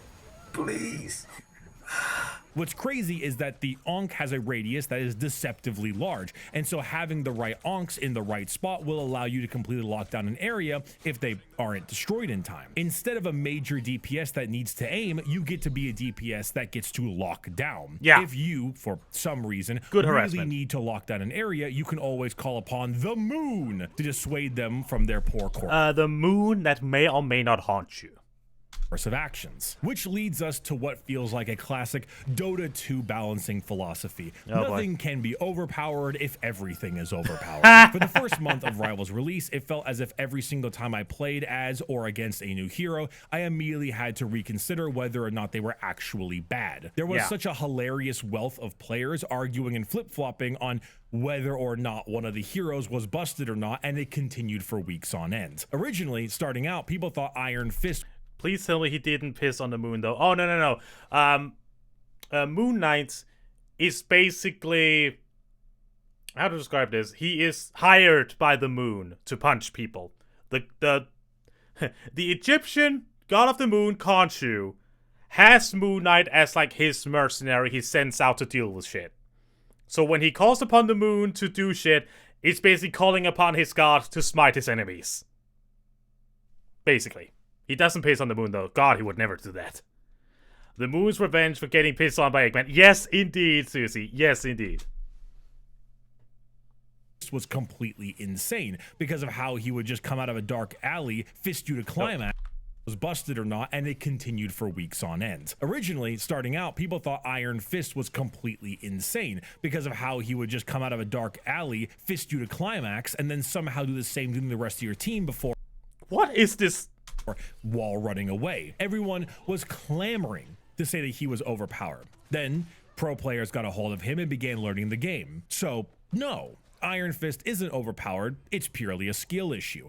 Every character can be silly until you learn how to fight against them. Venom was considered the best tank in the game, and now Hulk and Doctor Strange are pummeling him out of that spot. I vividly remember people saying Black Panther was trash, and then watching him insta-delete 3 of my backline as I am completely unable to track his movements. Scarlet Witch had one of the scariest ultimates in the game until you realize she's a 250 health hero with the same top speed as Professor X, only more exposed. The meta in this game is busted, and changing substantially due to more factors than you are ever prepared to expect. I cannot play Spider-Man to save my goddamn life, which sucks because he's maybe my favorite Marvel character ever. But I cannot play him because I don't know how to juggle his entire thing. Oh, sweeping over here and then find the things like... I love mobile characters. He's too mobile. I have to... I can't get a hold of him.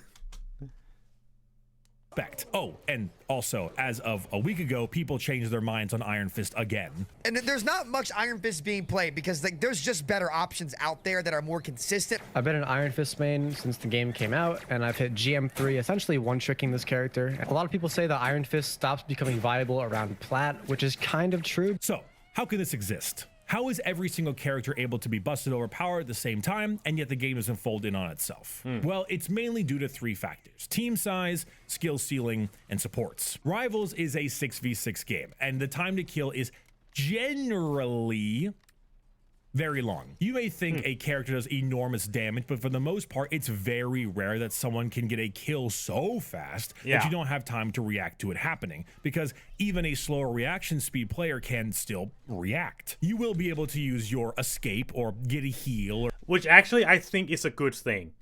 I had a talk with one of my friends about this actually last week.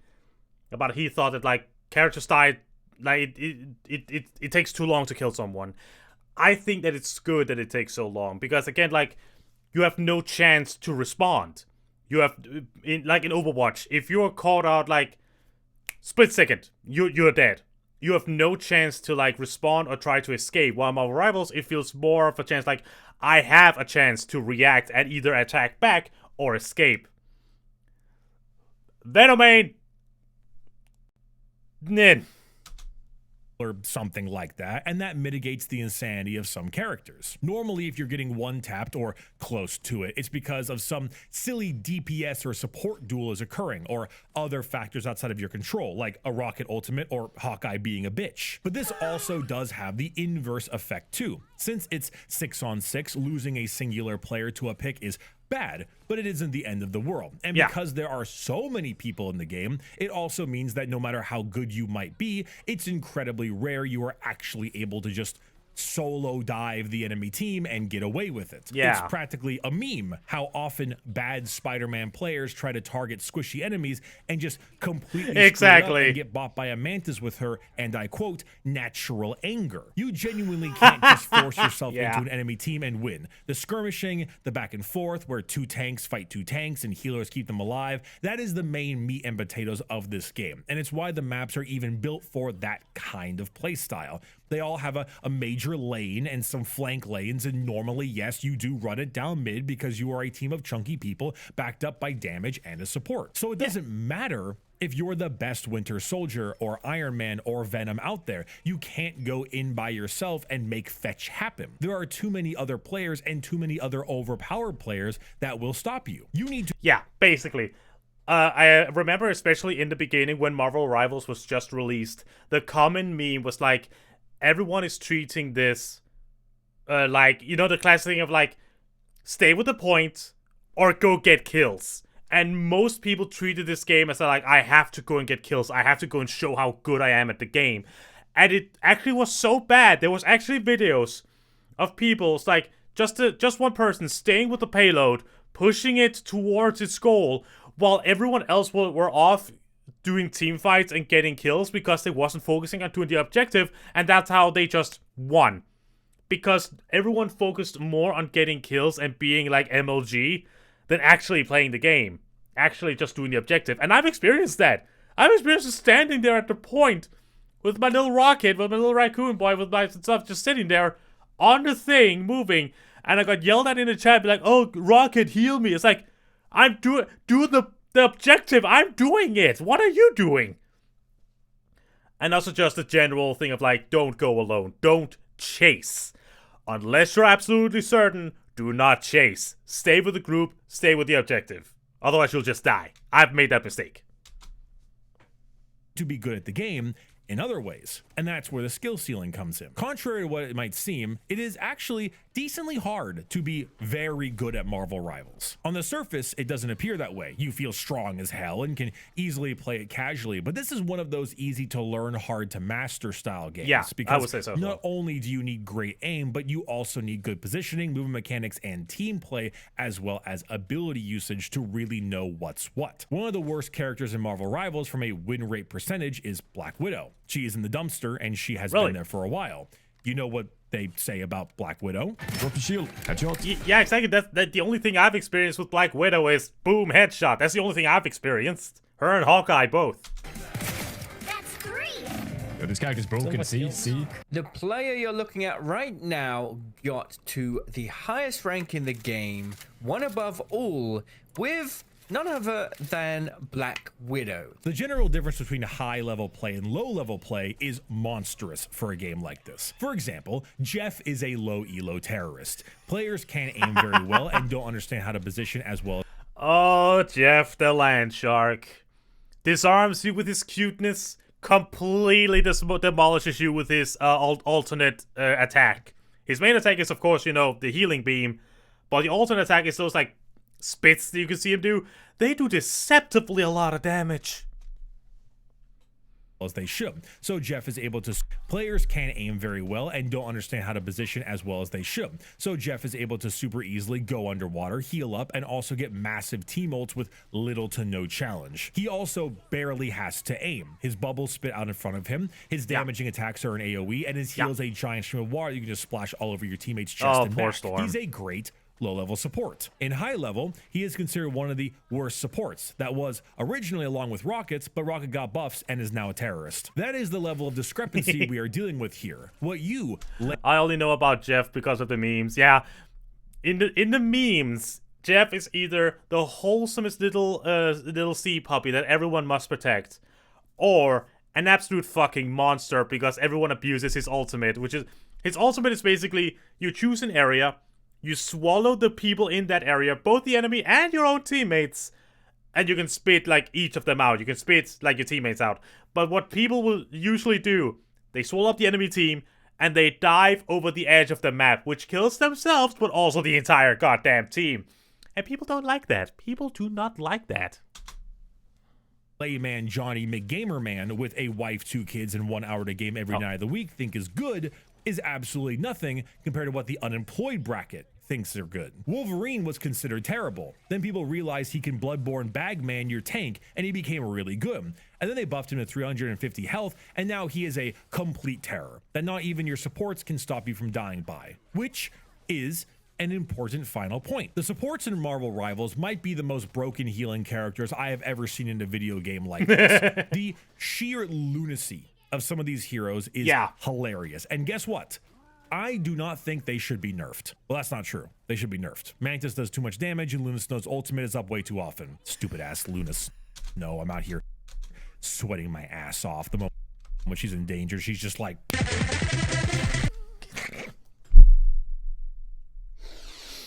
Oh my god. Protect both Jeff and Squirrel Girl at all costs. Yeah. Squirrel Girl is amazing. I love her dearly. She is a darling. But yeah, he is true. He is right. I've seen videos of people doing only supports and completely wrecking house. Like, the supports in this game are really, really good. They're really good. The amount of healing each of these healers do is beyond crazy. They out-heal duelist damage and then some. They are constantly able to put out levels of sustain that would make other video games weep. And you know what? I'll say it again. This should not be changed. Nope. Why? Because it makes the game more fun. You have dealt with a team that has had only one healer. I know you have, because there's no role queue here. I have been that one healer. I have had to hold an entire game together as Rocket. Everyone moves in their tone, they're like, stay waiting. See what a painful difference it becomes.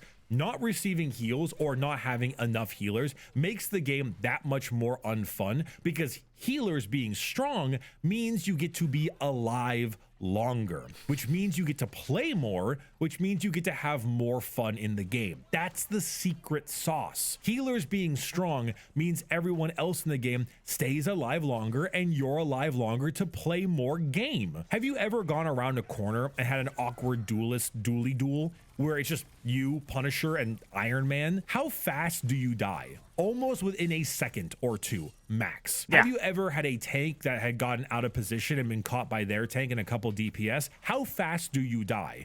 Insanely fast. The healers are the pillar that holds up this gameplay formula. They are the ones that keep this game working as it should. They are the ones that make it so damn fun as well. And what's even better is that the healers themselves are fun to play, because you are often so much more than just a heal bot. There is no mercy in this game. These aren't medics. These are combat medics. Exactly. And the amount of times I've tried to flank a Mantis only to get walloped is way more than I'd like to admit. This, of course, also goes even farther when the type of support you are playing is more than just a heal bot. The closest this game has to a more typical mercy pure healer character would be Adam Warlock with his major burst heals and revives. But even he, if you have good aim, can be a menace of damage with his high damage hit scan attacks. But Rocket Raccoon, Loki, Cloak and Dagger, they are also— Oh my god, Loki can be an absolute menace. If you stack enough of his clones up and they shoot, because all of their attacks deal splash damage, and when there's like 4 of them shooting in one, but you die. You melt. So much more than just healers. And if there were more supports in the game, I think there would just genuinely be as many people trying to find supports as there would be DPS. Tanks, in fact, struggle the most to be picked more than anything. But yeah, I'll settle for them figuring out one of the major issues of the game more than anything. That alone makes me happy to see. The supports are busted, but that's the help. This pushes us into another mechanic that really helps out the general balance and composition of the game, and that is the team-up mechanic. Now, if you're making a superhero game, you need to have— I personally love the team-up mechanic, because not only is it fun, it also just can really turn a game around. It's like me as a Rocket having a Winter Soldier or a Punisher. There's the boost. Go ahead. Have a team up of some sort. That's a given. But it also lets you do so in a way that will let you build out balanced team comps by incentivizing you to pick different roles. For example, the best one for this is absolutely the Asgardian team up. Oh, now, yes. The effect itself is very good, but what I care more about is the characters you need to pick in order to have it go off.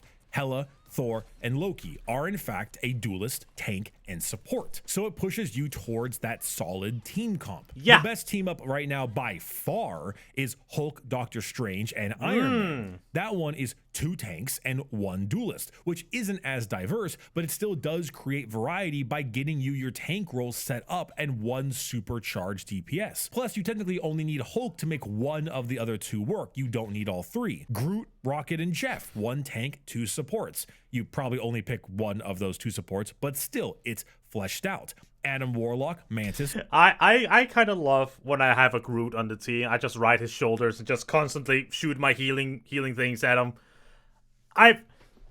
It's absurd how much you can survive.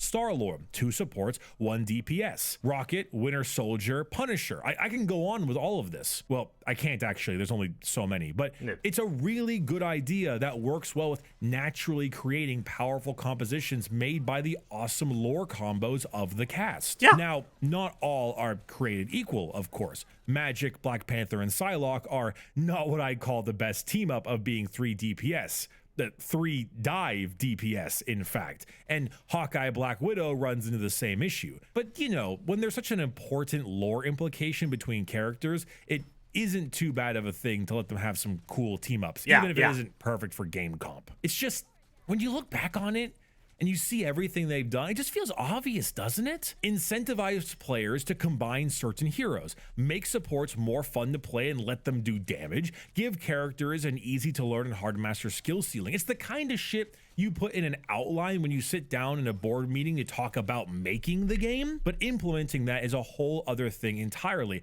And they have seriously knocked it out of the park on this one. There are a lot of other parts of the game that I would want to talk about as well, mainly the destructible environment of each of the maps, the various ways they have implementing breaking a deadlock on an objective, and a few others, but I think I've said most of the majority of the important stuff revolving around gameplay. But this is a free-to-play live service game that sells skins with a battle pass. So there is absolutely something that needs to be discussed when it comes to that. First, the luxury battle pass is something that will never expire, which is a rather interesting way to circumvent the FOMO issue that comes with these games. On one hand, not having the battle pass expire is absolutely amazing. Allows players who come in later to get rewards from way back when. On the other side, it is the luxury battle pass. So you do still need to buy it in order to get it. I feel like it's a pretty decent middle ground overall. I hate when you feel like you can't get into a game because you've missed all the cool items you could have gotten. But I also at the same time understand that video games, especially this one, are expensive as shit. Wait, what? But I also at the same time understand that video games, especially how Marvel became the most valuable IP. Oh, okay. This one are expensive as shit to make. And this is probably a decent method in keeping that revenue stream moving for most people. There are obviously costumes that can be purchased wholesale, and the prices are, well, not cheap, that's for certain. They aren't the worst thing I've seen, but they definitely aren't cheap. But what elevates this all is just, well, everything looks so fucking good. I cannot stress how absolutely fantastic it is that they decided to say, screw the MCU and not at all bother with making any character look like their real life actor counterparts. The whole world of comic books is a stylized series of visuals that have their difficulties translating to the big screen, even at the best of times. You can't make the Punisher, who looks like he swallowed a fridge, to be perfect on live TV from a visual perspective when your game looks like this. Hey, full respect to John Bernthal. He killed it. I want you to know that I'd do it all again. But he would not look like the comic book Punisher because the dude's arms are the size of trucks. Plus, what is the best way to sell skins? Well, it's to make the skins look hot as fuck too. It's so humorous because it seems like companies have gotten the completely wrong idea when they end up making some of these games. Like, hey man, like, I'm super all for diversity. I love characters of different genders, ethnic backgrounds. Thanos had it right, brother. Genocide needs equal rights too. All that shit adds to the game, but it's also very important to have a little extra spice, which is a great idea to make them, no, not tepid, not warm, but hot as fuck. People like to play as sexy characters. It's always been that way. You think I played the female Vonu Sovereignty Sniper in PlanetSide 2 for the hitbox? You think I'm learning Chun-Li in Street Fighter for the UN debasing normals? He who controls the porn controls the market, and brother, I didn't buy the Psylocke skin for the deep lore, because it's a self-fulfilling loop, right? The characters are hot, so you get interested. You play the characters. People then make porn of the characters. People who aren't interested in the game watch said porn, and then they get into the game. Go on, I'll be real. I have no idea what I'm supposed to cut here without triggering every YouTube flag. But it's like, yes, right though, because no, wait, because in the beginning, when Marvel Rivals was like first released, I legit have learned from watching like everyone on the internet talking about this, that like one of the ways you can know if a game is successful is how much Rule 34 that gets made of its characters. I am not joking. And people it out in Overwatch that had an iron grip on the Gooners. Why am I saying so many things in this specific video that can be taken so much out of I'm sorry.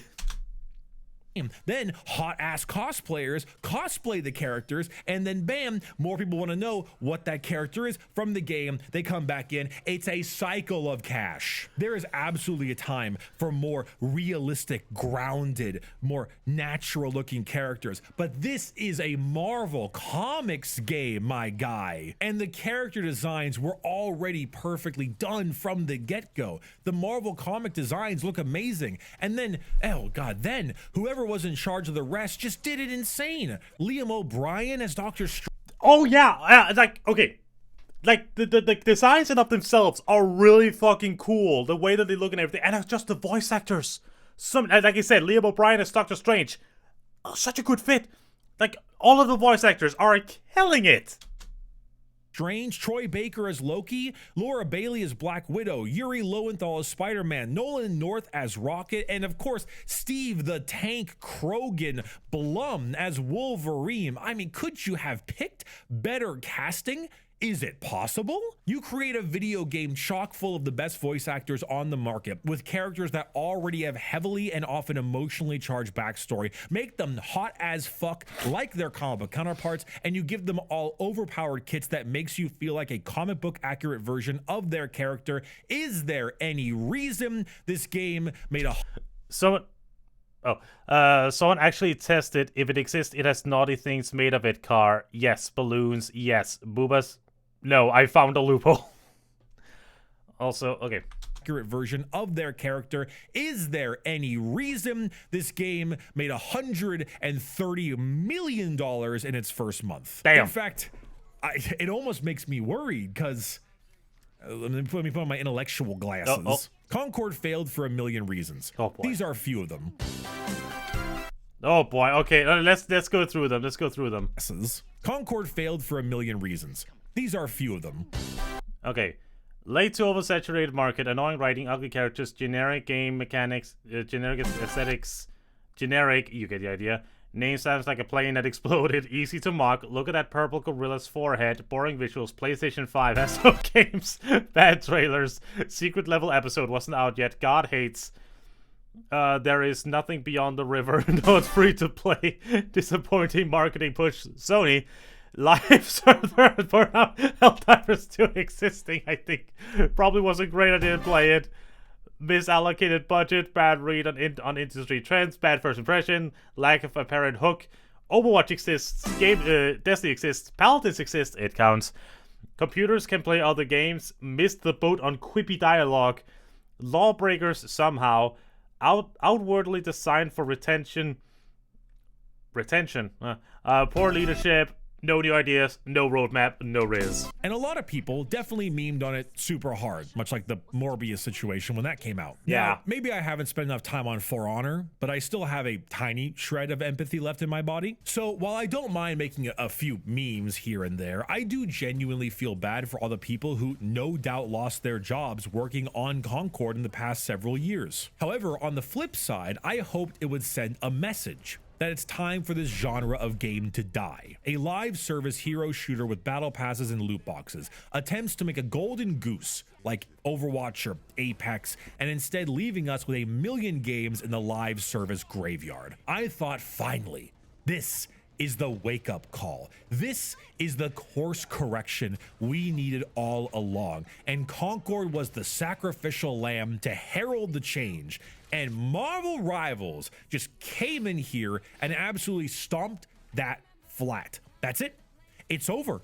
All the lessons that have been learned are now undone. NetEase came out here and showed every single game executive out there that $130 million in a month is available still on the table. Never mind how good the game is. It's available. Great job. Here we are again, back at square one. Yeah. The bittersweet addition of this overall very strong game release. I jest, of course, but only a little bit.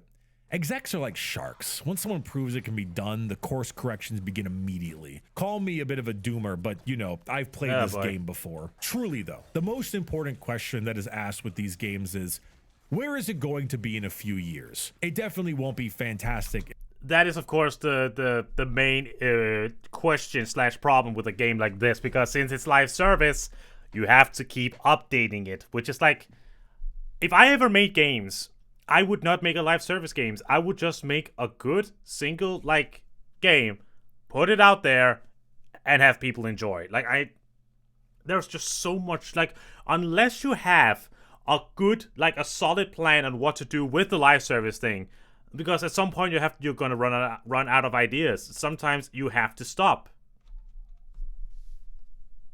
As a spectator sport, because esports has completely imploded and the game is just so overstimulating that I don't think it'll end up being watchable. If you thought Overwatch was too much, this just isn't going to happen. Luckily, it does have Jimothy Shitpenis gamers attached to it, and so long as it maintains that casual market, it will continue that player base. What content updates really are going to be the major question, and so far so good. Season 1 gave us 2 new whole characters with 2 more on the horizon, a really cool ass new map, balance changes that overall seem to be pretty intelligent. There isn't a single hero that I truly think playing means that you'll be throwing the game. And yeah, God, I hate to admit it, because like, haven't the Marvel heads gone enough over the last 20 years? I'm sitting here waiting for my Titanfall 2, Bloodborne 2, good Mass Effect game. Another Marvel property comes out and absolutely bangs. Universe is unfair, but they're doing it. They're genuinely doing it. It's working. I don't know if they will continue to do it, but great Scott, they're doing it. Come back to this video in a year when I end up being so completely wrong. Yeah. But for now, we are in a good spot and heading in the right direction. Marvel Rivals is a genuinely amazing game, despite showing all the signs that it would end up being another dead hero shooter. It's free to play, and honestly, I would recommend it. It's one of those games where you think it won't be your jam, and then you vibe with one particular character and realize, hey, maybe I do like this. The time you get your first 6-man reset with Winter Soldier and has you looking like Frank during max play or Willem Dafoe, depending on what team you are on. I genuinely can't believe I'm saying this. Marvel Rivals in the current state gets a 4 brick. It's almost just optimization that it struggles with, and some of the skins are a bit pricey, but with the battle pass thing, I gotta be honest, there are so few overall issues to speak on. Yeah, The game, basically. If all live services were like this, many would still die because people only have so much time and money, but we would definitely not besmirch them as much as we do. Marvel Rivals, as someone who is so jaded on Marvel, so tired of it, I can't recommend this game enough. I'm as shocked as you are. Thank you all so much for watching this video. I am most likely getting back from MagFest from the Sagem Slam, which hopefully I can make a video talking about soon. But the next video is actually going to be a very special one. So I'll see you for that one. It's very near and dear. Thank you again so much for watching. And I'll see you soon. Okay. Oh man, Ultra Kill. I need to see that video, but before I see that, I have to play the goddamn game. I bought it ages ago and still haven't played Ultra Kill yet. But yeah, that was a good video, and I basically agree with most of what he talked about. It's just a really, really good hero shooter. And it's just so much fun. It's legitimately fun. Yeah, it's just good. Alright, I don't really know what else to say right now because I can feel both tired and hungry is setting in. So I do have to end the stream here after this. But like, before I do, just... Okay, actually, as a fun thing to everyone who ends up seeing this video on YouTube, tell me down below what your mains in Marvel Rivals are. In all 3 freaking classes. I would love to hear. Again, like, Thor and Magneto for tank, Rocket for support. Yeah. Nothing for DPS yet because, again, I never got the chance to practice. But, yeah, I guess until then, just thank you all so very much for watching, my dear friends. Go into the description below for the link to the original video, as well as links to all of my socials and my Patreon. Everything will be down below. So until next time, my dear friends. Oh, I also just thank you so much for all these amazing patrons here who for some reason are still here with me and still supporting me. But until then, my dear friends, thank you all so very much for watching. My name is John Inferno, and I'll see you guys next time. That was it. Okay, I can feel my stomach is screaming for food, so I have to go now. But still, hey, 2 hours 20 minutes, still decent. So yeah, until next time, my dear friends, thank you also very much for watching me. Maybe I'll be able to stream again tomorrow. Yeah, too many games, so not played many rivals, but still vouch for Rocket. Hell yeah. Hopefully I'll also stream tomorrow. We'll find out. But anyways, I hope you guys have a wonderful day and night. So yeah, I'll see you later, guys. Bye.